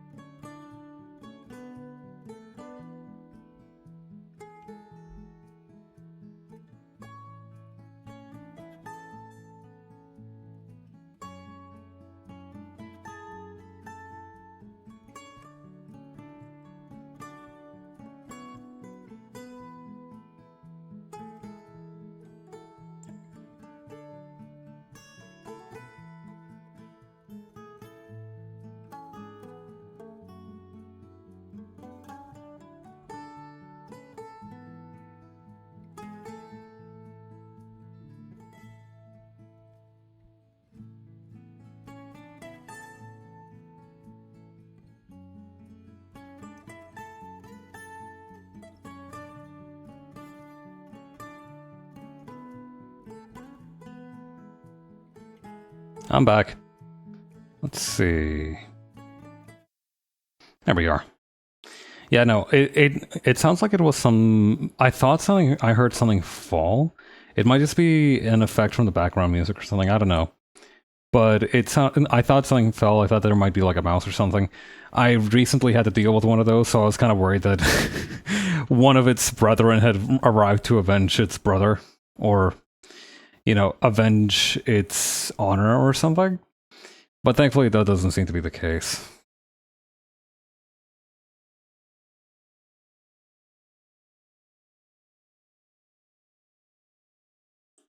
I don't know why this city in particular is so mouse heavy. Everywhere I've lived in this place, I've had some kind of issue with some fucking rodent thinking that it's hot shit or something and can evade my wrath.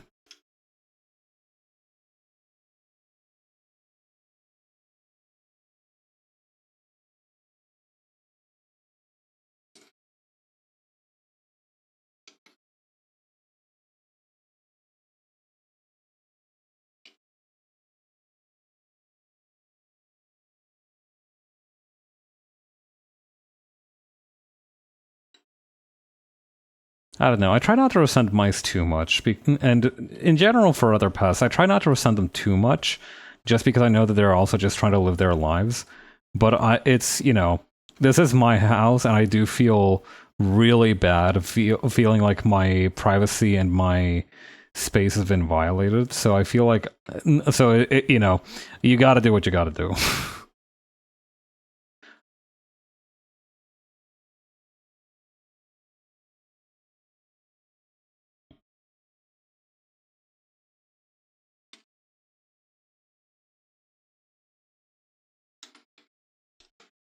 Okay, this seems pretty good for this one. It is. It was the most straightforward one, thankfully. So hang on.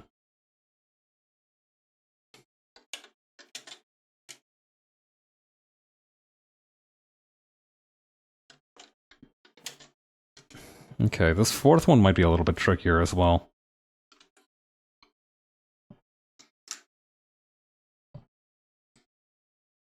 Let's see, what did I have written down for that one?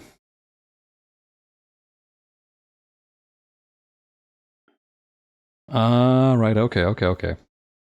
I see. Alright, we're hashtag back to business.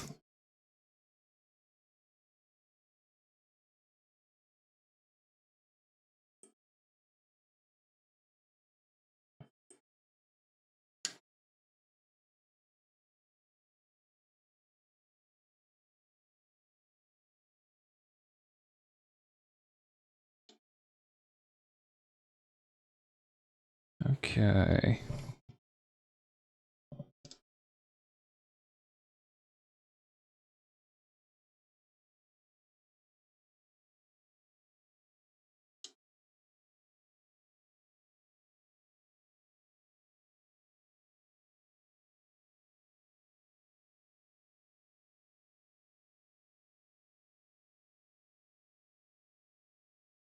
Oh yeah, it could also just be the rain that caused something to fall outside. It's been raining pretty hard today. Pretty much all weekend, really. So I wouldn't be surprised if there was some kind of incident with like a small tree or a bush, some branch of some description somewhere along the line. It is nice though. I love the ambiance of rain. Unfortunately, I can't really get much done with it. Like I mentioned earlier that I love the sounds of the ocean and the waves just because it feels vibrant but not vibrant and easygoing but not inactive. Conversely with rain, I just want to curl up and chill out. Like, I don't know, maybe it's just because of the fact that it's less consistent and more like a sort of tapping sound compared to the rolling, constant noise of the ocean. Who knows?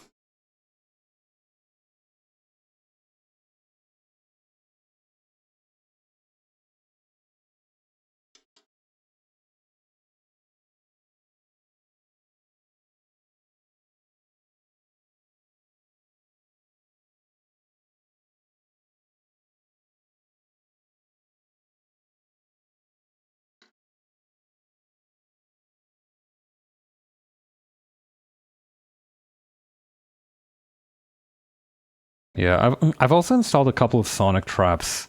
Well, not traps really, just sonic deterrents in my home that I bought from a hardware store. Apparently, mice can get used to those, which, kind of damages my faith in them as a long-term solution. But as a short-term solution, they should at least help a little bit.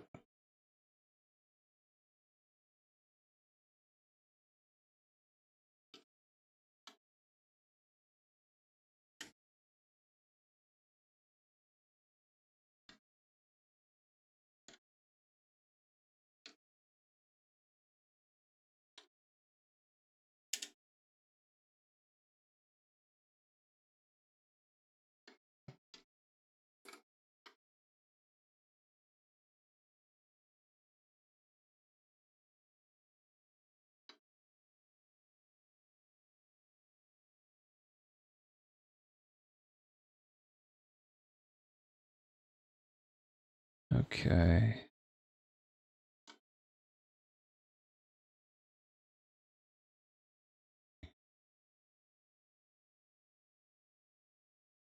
God.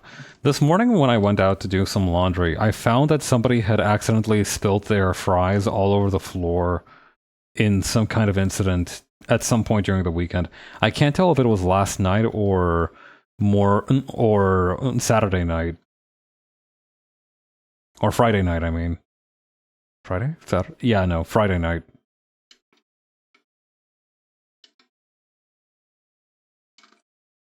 But yeah, they'd been there at least since last night.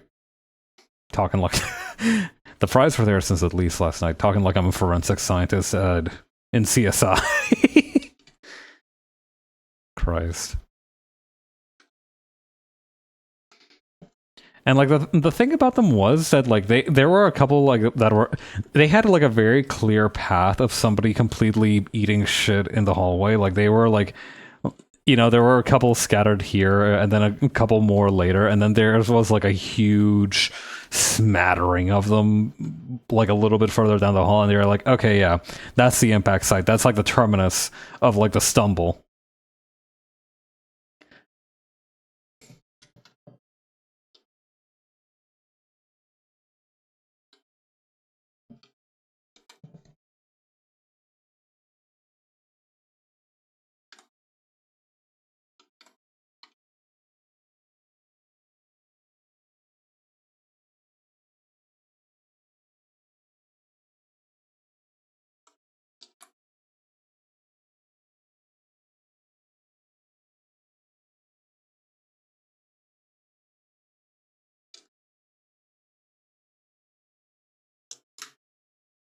Hmm.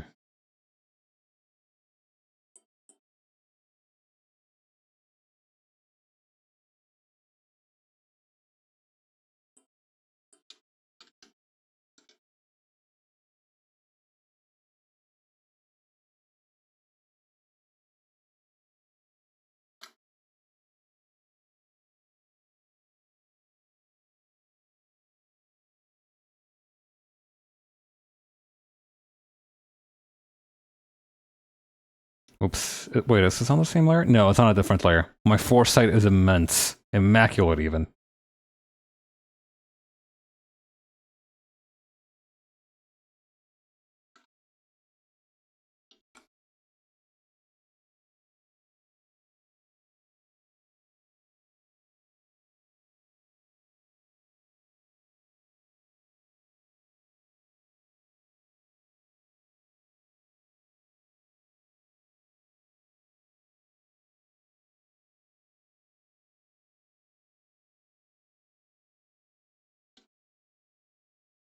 Ooh, I might have made these fingers a little bit too big. The positioning is good though. I don't dislike the position of them. They just need to be. Hang on. Maybe if I just kind of reach over and okay, no, they definitely need to be somewhere around here.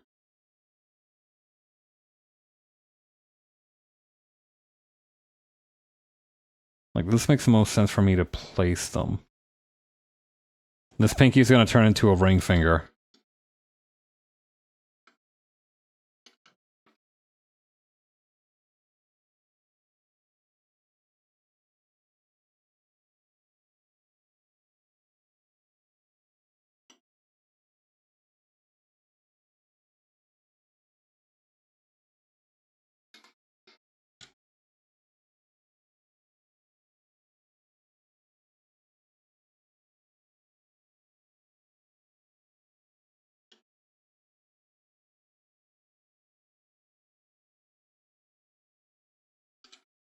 Okay, nice.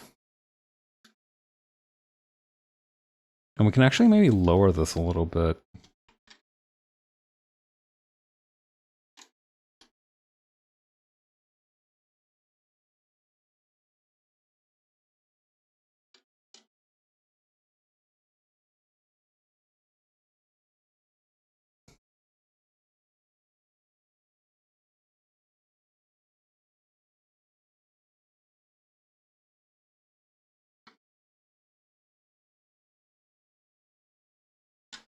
Then grabbing this one and yes. Okay.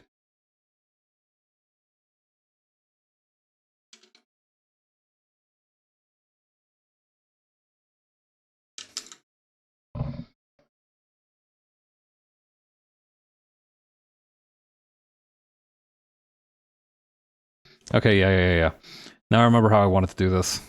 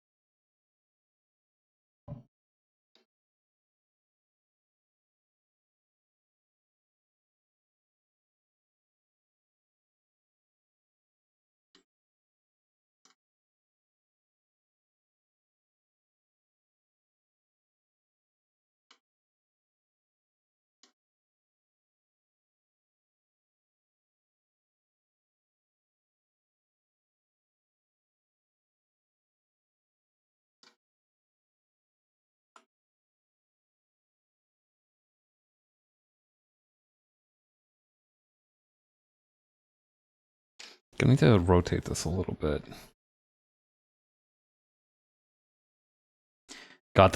This is absolutely hitting the piccolo. I know it's difficult. It's impossible to see through the blur, but they are very much hitting the piccolo aura farm pose.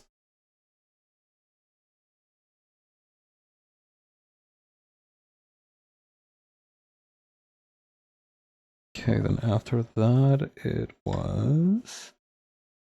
Okay, yep.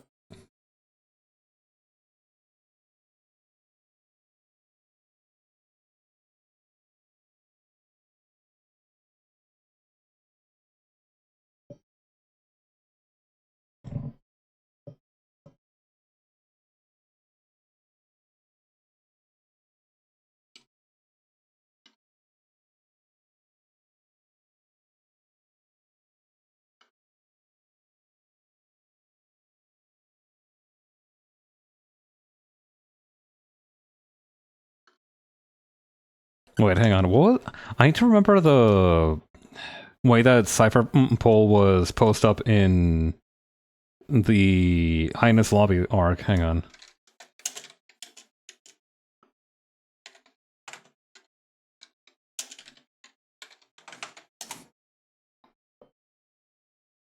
Yeah, okay, there we go.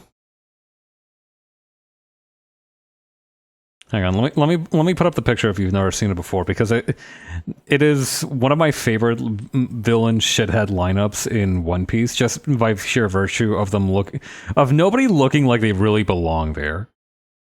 Like, they are the biggest bunch of weirdos you will ever lay your eyes on. Like, let's take a quick look at this all-star track team of jackasses. Just for the sake of posterity, right? You got a dude with a zipper for a mouth. You got a guy who looks like a kabuki play actor. Both of these dudes are like 5 times bigger than anybody else here. You got a dude with a square nose, a dude with a pigeon on his shoulder, a guy who is inexplicably dressed in a tank suit, and a lady in a suit in what is clearly not a standard issue uniform, I think? It might be, I don't know. See, Cypherpole 9 might just roll freaky like that, who knows? Insane group of dudes. Why the fuck are you all here? Like, it is very eclectic as a collection of villains, and I think that's why I like it so much. Like, nobody here looks like they are supposed to be on the same team, except maybe the square nose guy and the pigeon guy. Everybody else, what the fuck are you? Why are you here? The dude in the tank shirt has a tie too. Like he's like kind of honoring the idea of it being a suit, but it's just like wearing a tie around his neck, not really like wearing it properly. It's such a fucking mess. No wonder these idiots got spanked by pirates.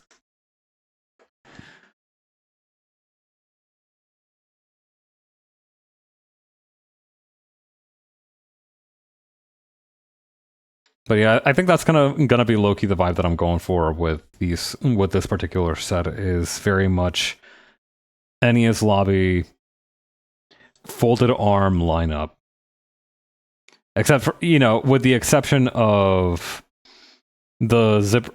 No, wait, even the zipper guy and the kabuki guy have his arms crossed. So only two people who don't have the three people. Okay, so there's three people who have their arms crossed, which is the zipper mouth guy, the kabuki guy, and the square nose guy. Everybody else is either aura farming with their hands in their pockets, got their fists in their palm because they just love to fight and are looking for a fight, or they're just adjusting their glasses. So a little bit of a mix, but you know what? Maybe I could use that. Like maybe a little bit of glasses adjustment action would fit this pose in particular.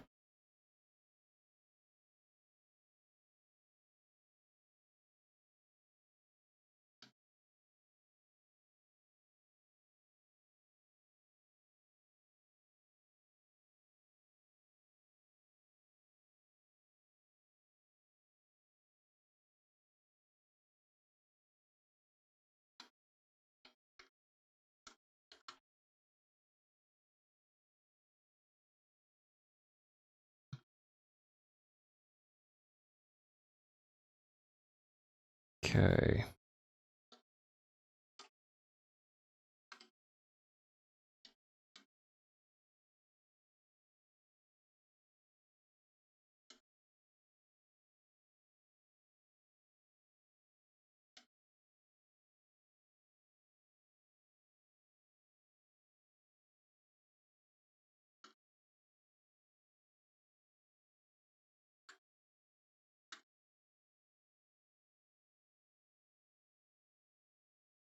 Hmm.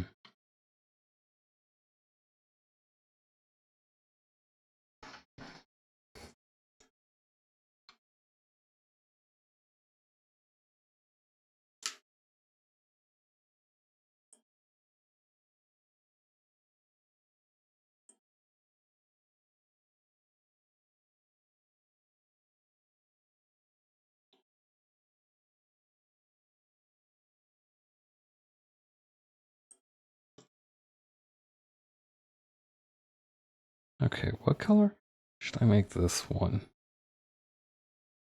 Maybe a blue just to keep him guessing. And by them I mean me.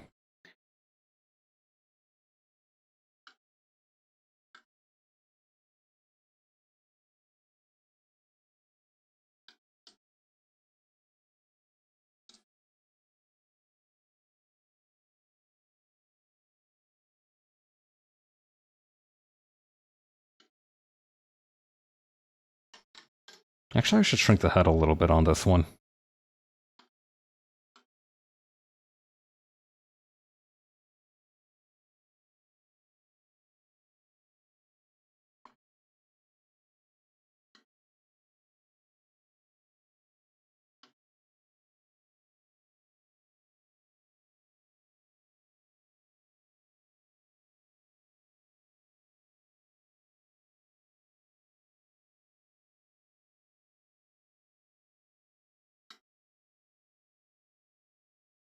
Okay.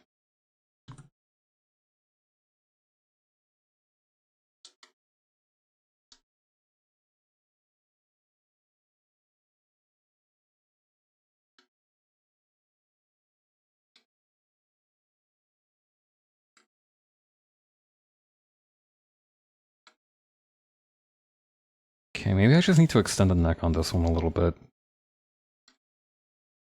How does this look on the blurred view, by the way? Like, it is kind of nice and colorful. There's a sort of meditative element to it. It's kind of nice.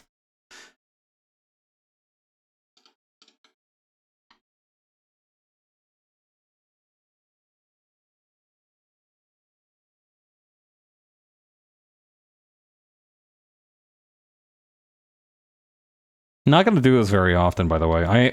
This is strictly for like this one project that I'm doing, and I'm probably never going to do it this way again unless I'm working on under stuff that's like a not very strict NDA. I think that's gonna be the move for the most part.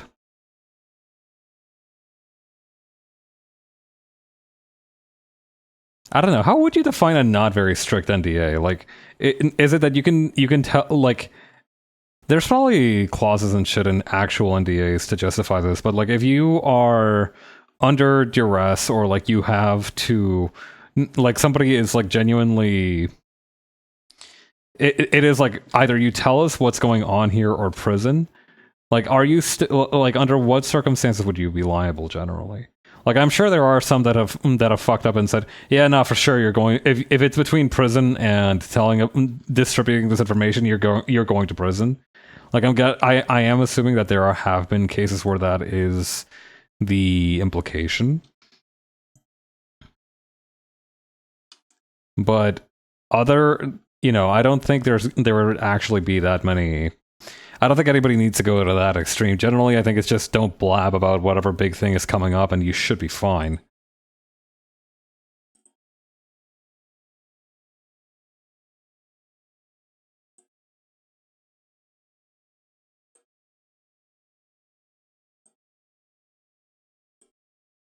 I don't know. The background stuff of so much creative work is a new field of fascination for me because I recognize that I'm probably never going to be able to work in a creative field, but maybe I could be like an accountant for an artist or something. If I eventually decide I want to take my life path that way, or if I get the opportunity for that, that's kind of what I want to do.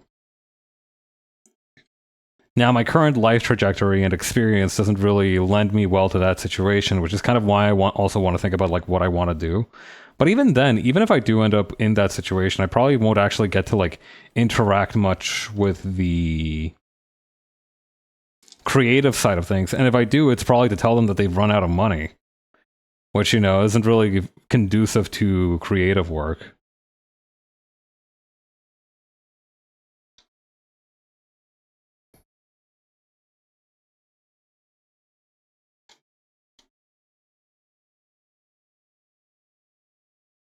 Generally I assume that most game dev studios are effectively like the one in Disco Elysium where they've already run out of money long, long ago. And like everybody else is just kind of like biding their time until like they either get fired or the project somehow miraculously completes. Which is an uncharitable view of what is already an extremely harsh industry. It's true, but I imagine that's kind of what it's like. It's just like constantly being on the verge of running out of money. In that regard, I feel like being the financier or money person for a smaller studio is just constantly gonna be hell. Or being more generally in charge of financials for that smaller studio. Because you don't always need a dedicated money guy. Like obviously, a lot of people will wear multiple hats in smaller organizations, and that's no different for things like accounting and such.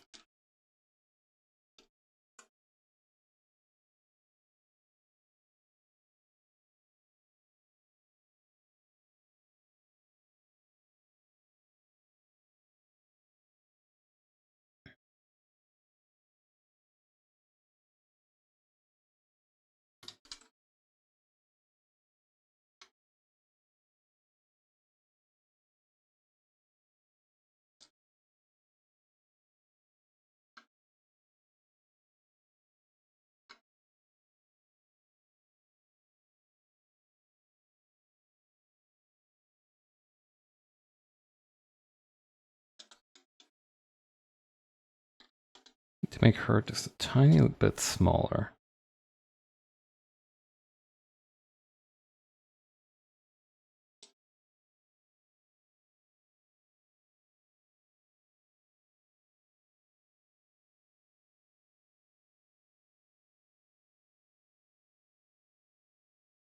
Yeah, in this case, I think having the arms crossed is the right move.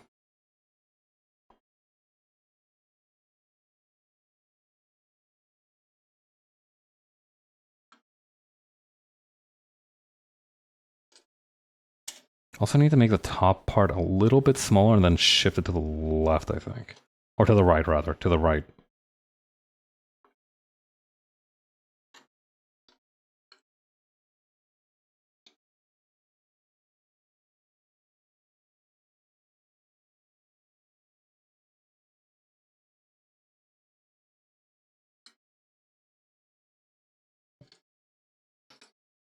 Okay.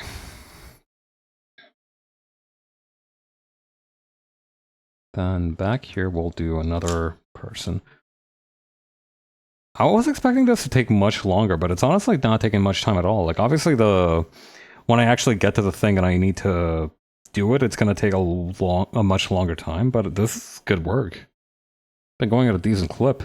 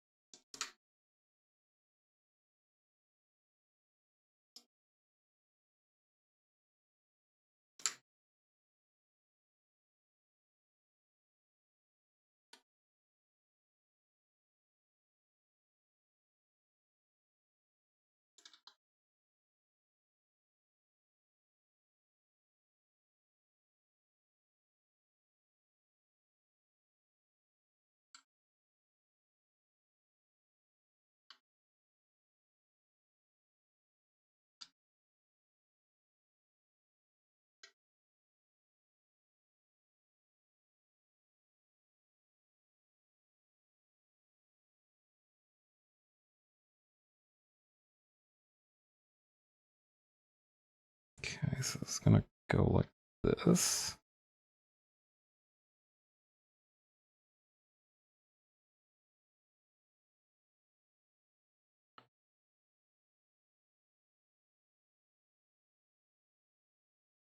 Also, I learned that apparently this weekend there was a VTuber convention in Toronto, which might be something to add for the calendar for next year. I'm not sure.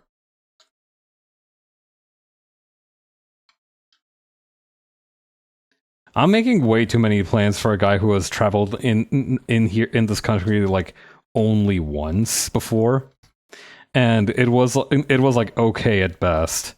I don't know. Toronto just seems like an evil place just due to the how big it is. It's probably not that bad, but you know, I like the one time I went to Ottawa to get my passport to shit over and done with.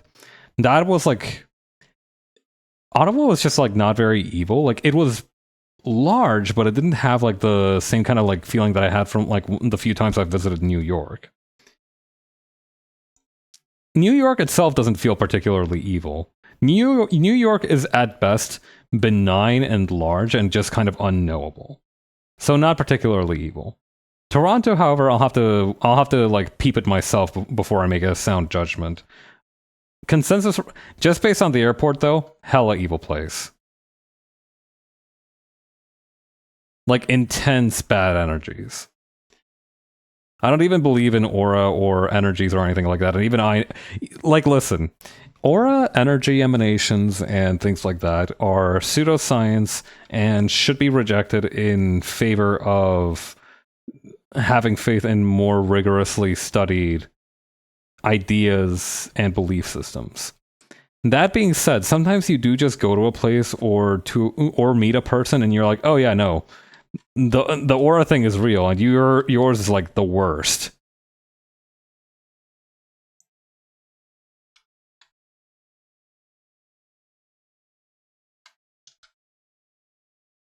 You now, scientifically speaking, those are just our own biases and understandings, previous experiences, expectations, all sorts of things that are trying to point us to behave and understand this person who we don't really know all that well, really, most of the time, to react to them with a specific disposition.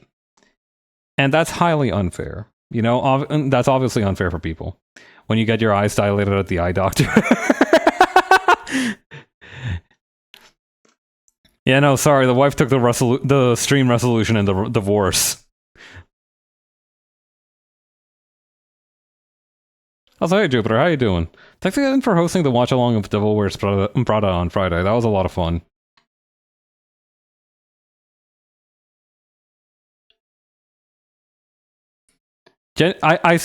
Generally, I don't understand.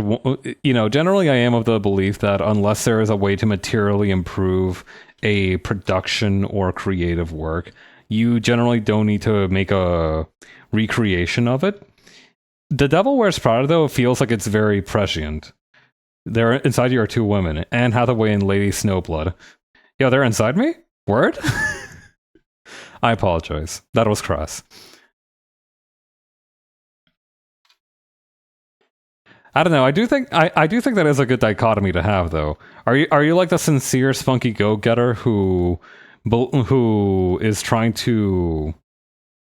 Uh-oh, hang on. Are you the sincere, spunky go-getter who is trying to make a name for herself, or are you the wiser, more? Wait, huh?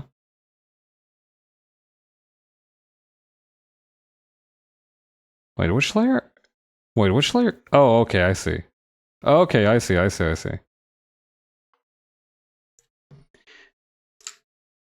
But yeah, are you the career motivated go-getter whose only weapons really are her earnest heart and her ability to love things, or like maybe her ability to adapt to a situation and learn how to work properly within?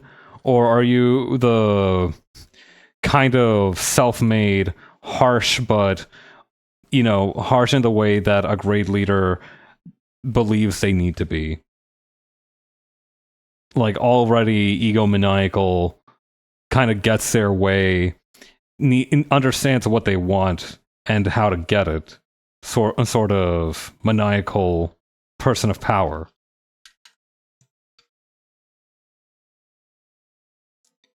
Yeah, I do think that like being accommodating and trying to understand where others are coming from is a great like first defense or first line of defense kind of approach to most situations.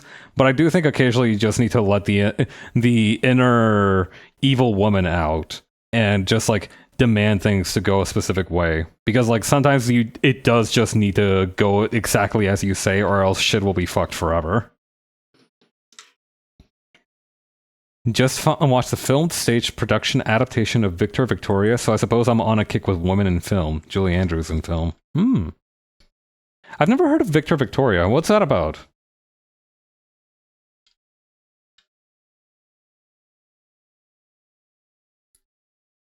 Oh yeah, I mean, I guess some of them are film. Some films are musicals, and some musicals are films, but not all films are musicals.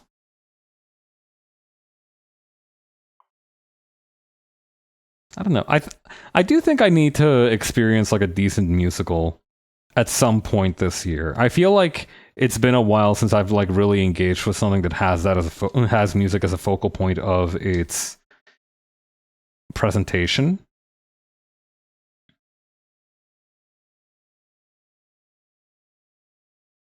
I don't know. I feel like sometimes when you let go of like there is this is kind of the same reason why we make things like AMVs, right? Like sometimes you just do need something fun to happen to a beat. I do think that is like an important part of the human condition, is that there is an imperative desire for cool things to happen to the tune of music. Julie Andrews disguises herself as a gay male female impersonator in Paris, and whoa, she's fallen in love with a heterosexual American man who's involved in the Chicago mob. That has to be one of the most insane premises I have ever heard of in my life. What this is like a level 5 dark meet cute. Right? Like I don't know what kind of circumstances are normally involved in musicals. This sounds like it's also insane for a musical, though. As like an opening sort of salvo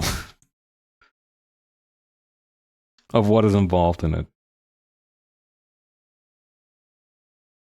First of all, disguising yourself as a gay male female impersonator is already an insane situation to be in.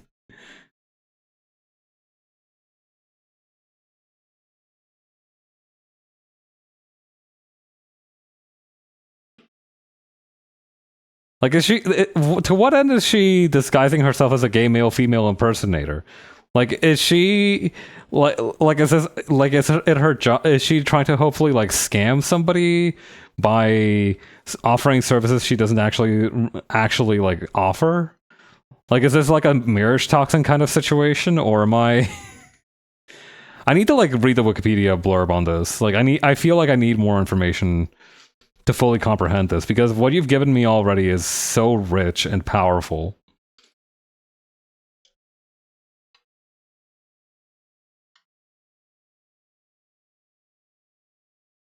Extremely potent opening blurb.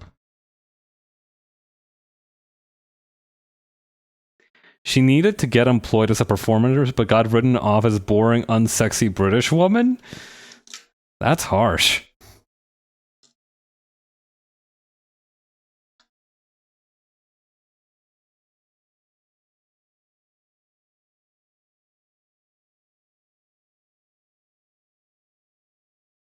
Okay.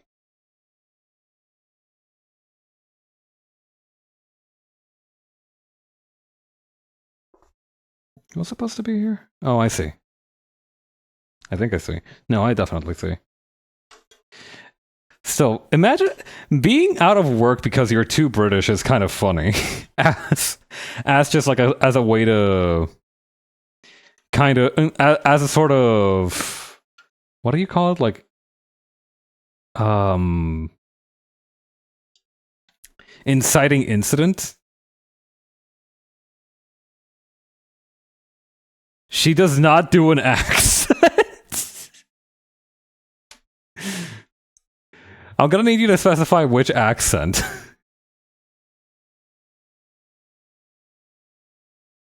Oh wait, okay, so wait, is I have a DVD I can put this on for movie night? I would love to see that. Thank you. I would be grateful if you could add it to the rotation. Thank you very much. She does not do a Polish accent, she stays British. Oh, wait, I see. She's been convinced by her now roommate, gay, to pretend to be a Polish count who was disowned for being gay. Okay, I missed that part. I missed that part in the chat. Okay, I see. God, the other day I was listening to this podcast called No Gods, No Mayors, right? And it is a podcast that discusses like the life and kind of events surrounding somebody who holds the title through technicality or through specific, being appointed as mayor title. Like not like sometimes somebody fulfills the functions of a mayor even though that's not their official title. And one of the ones that they covered was a member of the Tsaritsa family right before the Russian Revolution. And this guy was discussed how this guy was very, very likely to be gay. And through the discussion, they did whip out the phrase Fabergé polisher to describe him, which I had to like shut my mouth not to laugh at really hard. As a Fabergé polisher as a euphemism for like gay Russian nobility, gay Tsarist Russian nobility is kind of a kill shot.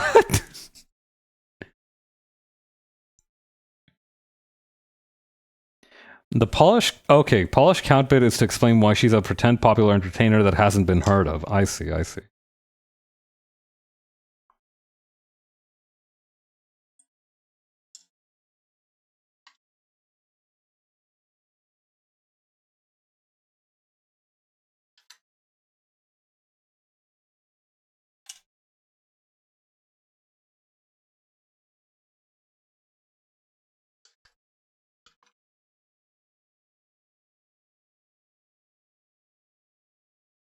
I don't know. There's something very charming about musicals that I don't see in a lot of other things where it, or actually, you kind of only see it in like in things like manga, really, where they're not afraid to get really, really wacky with it. Like the whole thing about pretending to be a Polish count, right? Who got disowned for being gay. That is an extremely musical kind of inciting incident to be, right? I feel like, however, that would also be like a bit that they have in as a random throwaway chapter for like a 4 panel manga where they briefly have to like infiltrate a fancy restaurant for whatever reason. Fabergé polisher sounds like a euphemism for being a gold digger chaser for the wealthy closeted. That would also be pretty good, honestly. That's also a viable use for it. For the longest time, I thought I didn't know too much about like the Russian nobility, so I wasn't really aware of the existence of the Fabergé eggs or anything. So whenever I heard the phrase Fabergé originally, I thought that it was a sort of I thought it was like a cleaning product. It sounded like a cleaning product to me when I heard it originally.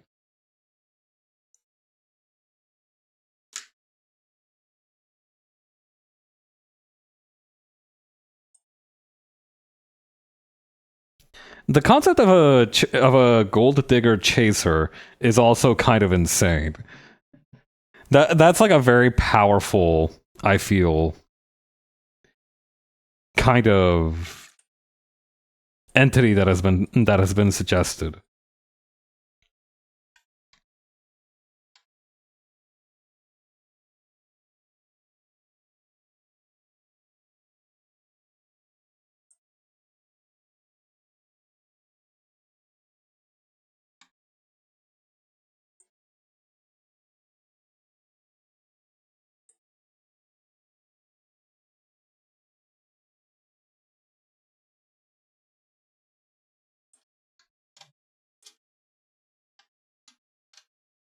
I, I don't know. Are gold diggers not already a chaser of some description? The answer to that is probably yes, but I do think it's more interesting to I don't know. Is gold digger like technically a career? I feel like the answer to that should be yes.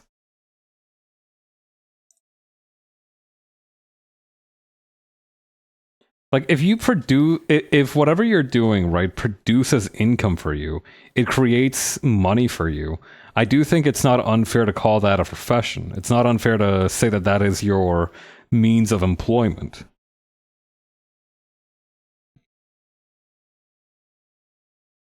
I don't know. It's so hard to be a gold digger nowadays. I feel like back in the day, it was much easier to just like wash up on some random single wealthy person's house and be like, "Oh, dearie me, I've in my in with my delicate constitution, I've accidentally arrived at at your estate, and would you be so kind as to take me in?" And they'd be like, "Okay, sure, yeah, we can put you up for a couple of days." And you'd be like, "Thank you, thank you." Also, your wax mustache looks very nice. And they would like kick their heels a little bit and be like, "Oh, well, well, come on in, we'll get you warmed up." You know what I mean? I feel like it was much easier to impress people and to convince them to part money with you before like Twitter existed.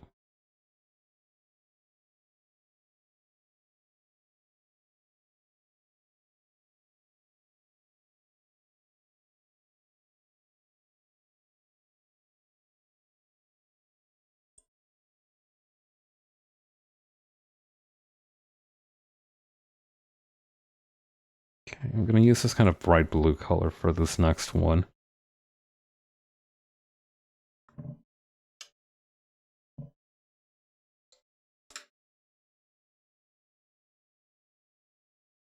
But yeah, that podcast, No Gods, No Mayors, is kind of a delight, just because it does mix two of my favorite things together, which is random crazy events that happened in history, and also just long form Wikipedia esque research into a specific topic that is of likely very limited consequence to me, and ultimately doesn't really have stakes as something that I need to learn, so I can just kind of like absorb the information passively and not really worry about it too much.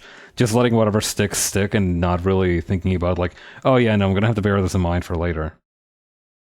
I think that's why I love Wikipedia articles, because I can just Jay once described it in a very useful way, which was that that reading Wikipedia articles is sort of like reading for sport for me. Like, I am absolutely not trying to retain any of the information that is presented in Wikipedia articles. In most cases, I'm not. Sometimes it's a little bit different sometimes, and I do have to put priority on absorbing what I'm reading. But 90% of the time, it's not really like an urgent priority to memorize everything on the page. So it's nice. It has low stakes, and it's easy to do.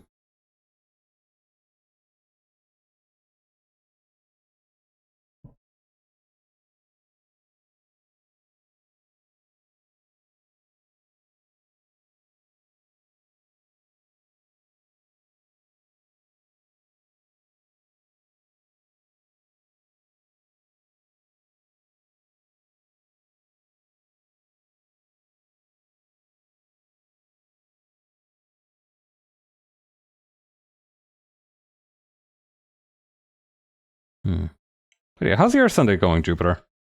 And did you have a good weekend?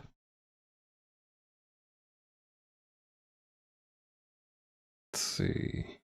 Erasing that out.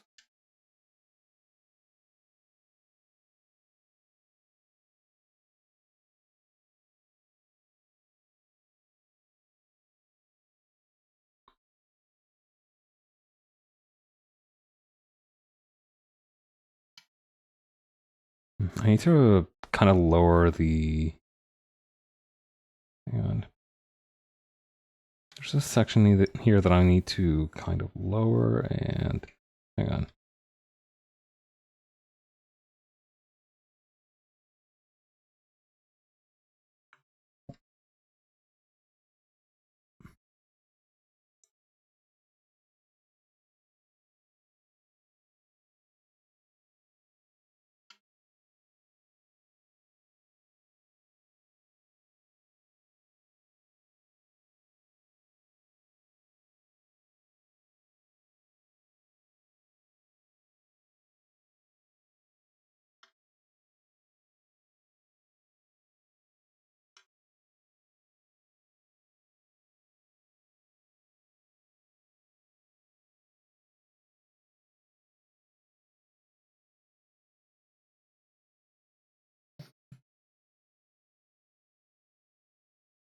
I might need to reposition this one later.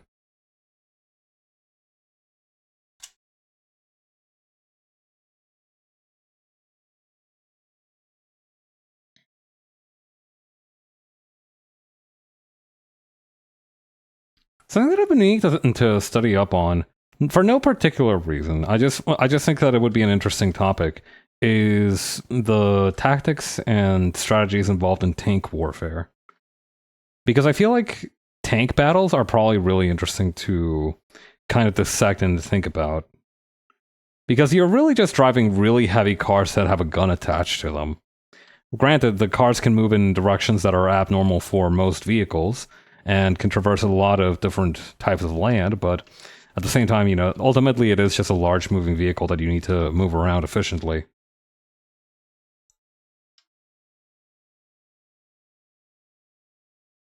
There's probably more nuance to it than that, but that's how I see tank warfare. The only difference between tank warfare and demolition derby is the fact that demolition derbies aren't generally allowed to use guns. I believe it is frowned upon.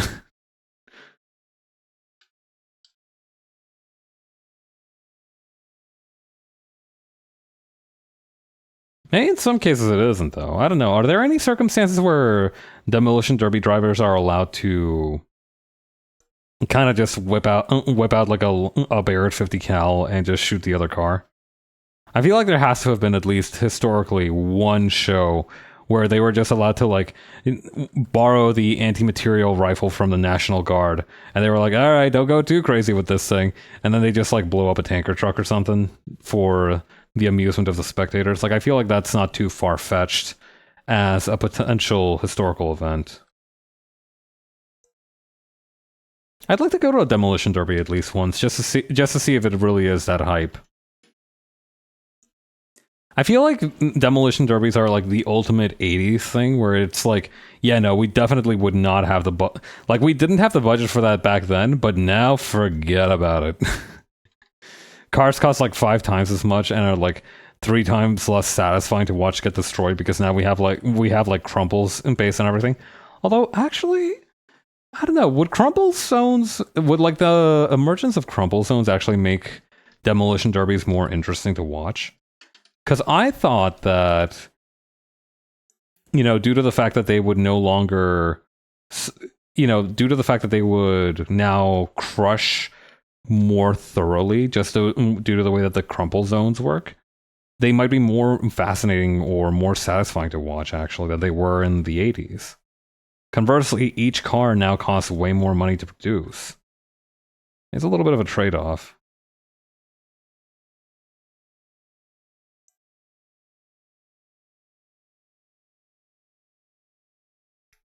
It is really funny that, like, for 90% of things that have existed at some point, you just can't destroy old versions of them anymore just because of the fact that they are necessary for preservation. Like, people used to be able to be like, oh yeah, it's like 1995 and we have like a 1987 Ford Pinto here. Yeah, no, we can, yeah, for sure put that in the demolition derby. But like now it's like there's no crappy old cars and all the new cars are way too expensive to like sacrifice. So what to do? I guess maybe we could try to use them as a method for recycling e-waste. You know, you use the big truck to run over a bunch of pillowcase Samsung phones that have gotten like insanely, like the lithium battery is just completely fucked. So now we can use a demolition derby to safely dispose of them. That might be something.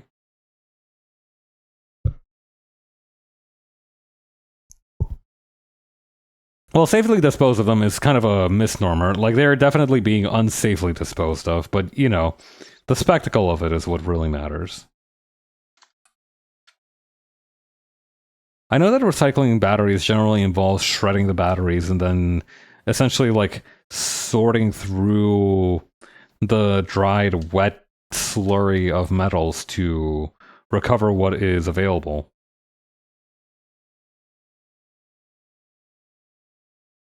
So who knows? We might be able to skip the middleman a little bit on this one.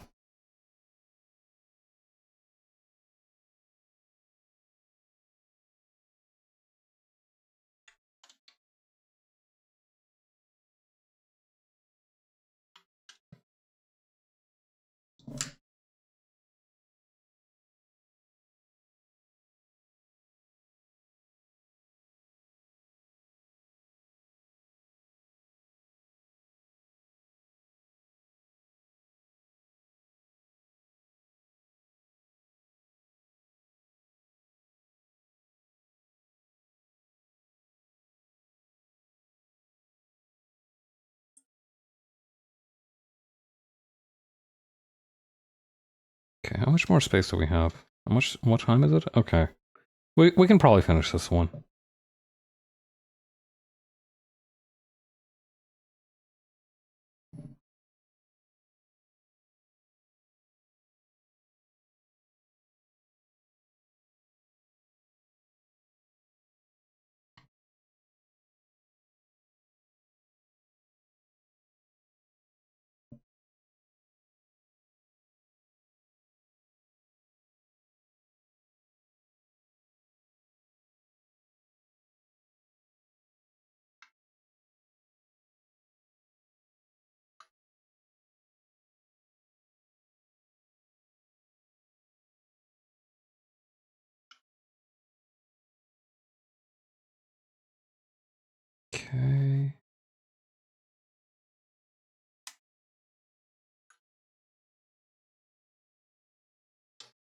You know who I really think it's funny that we've never seen again since he showed up in One Piece? Captain Kuro.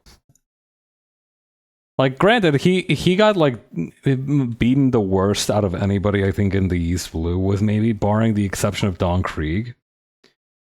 Like, obviously Arlong got it pretty bad, but but one, he's a fishman, so you know, superhuman endurance. Two, pretty sure that the time between him getting apprehended by the Navy and him being transported out was like less than 18 hours. Meanwhile, Kuro got fucking mollywopped by the Straw Hats and has not been seen or heard of since. Arlong either, come to think of it. We haven't actually seen Arlong. Come to think of it, the only real people that we've seen come back from the East Blue period was just Buggy.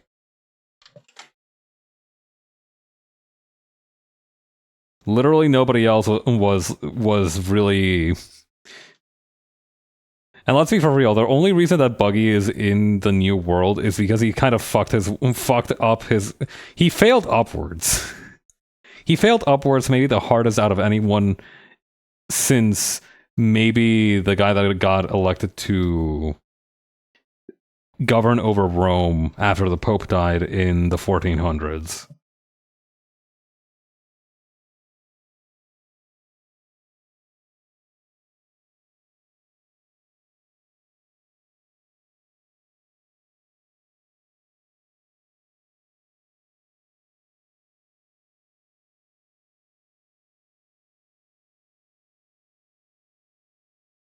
Oops.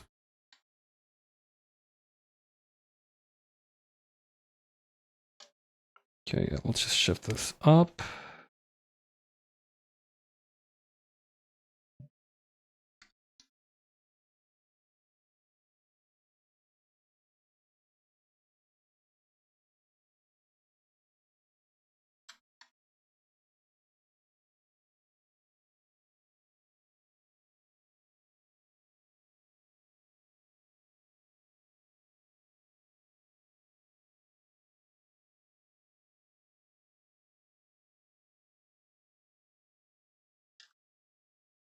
Okay.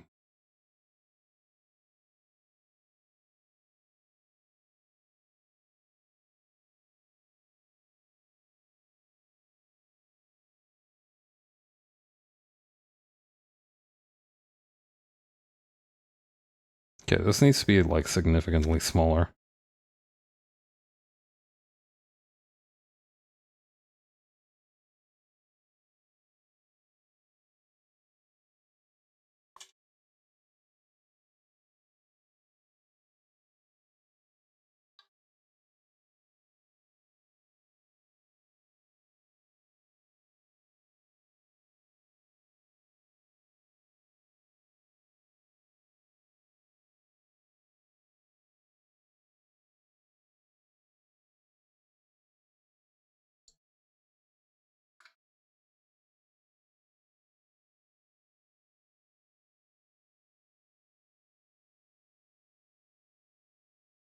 Okay, then that's gonna kind of come up like this.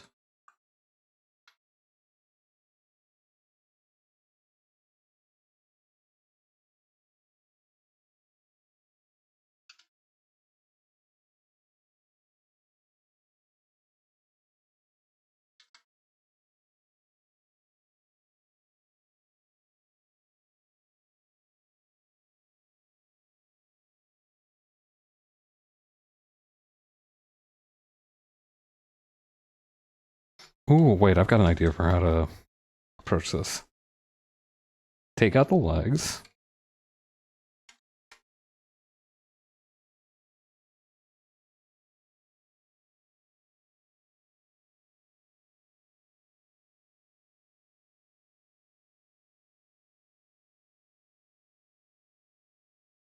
Okay, and then just expand this significantly. Shrink this a little bit more.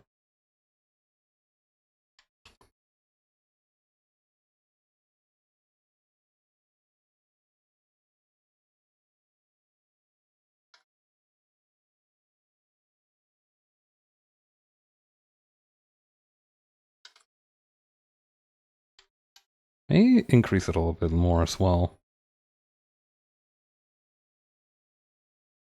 Maybe kind of a little bit in between. Yeah, actually shrinking it might be the right move.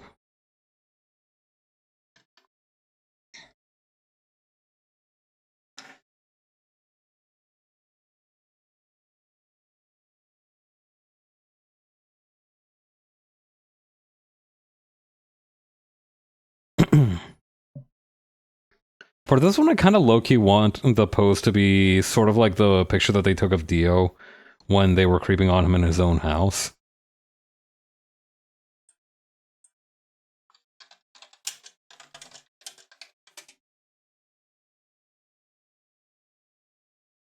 Yeah, I should put up a photograph of Dio.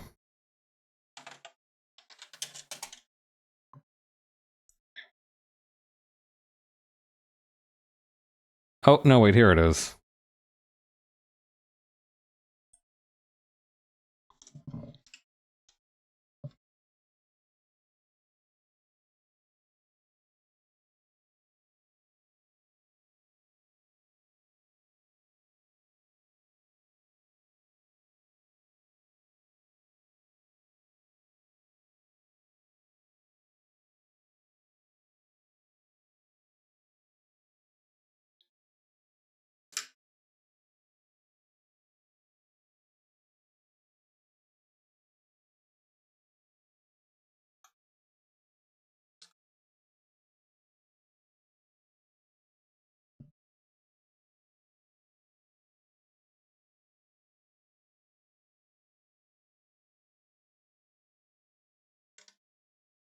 Oops. This was on the same layer, wasn't it? Oh, jeez. We'll just cut and snip that, and hopefully now it'll move by itself. Perfect.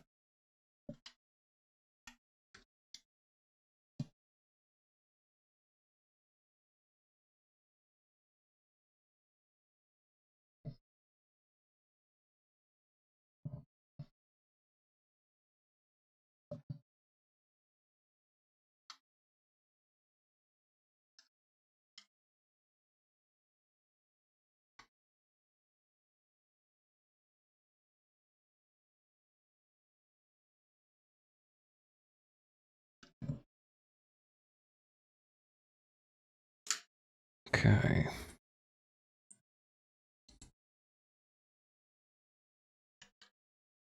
Maybe just a tiny bit smaller, too.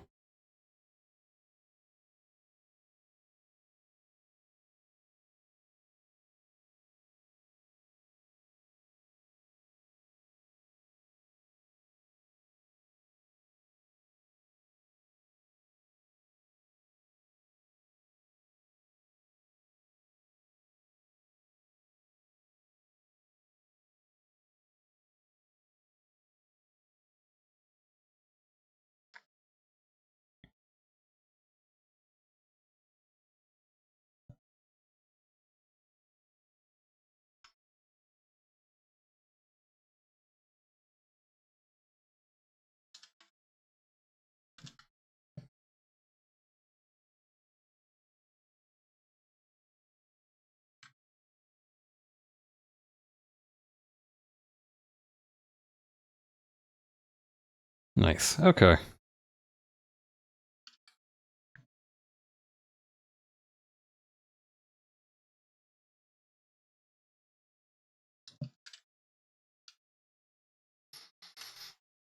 And maybe we just lengthen them a little bit.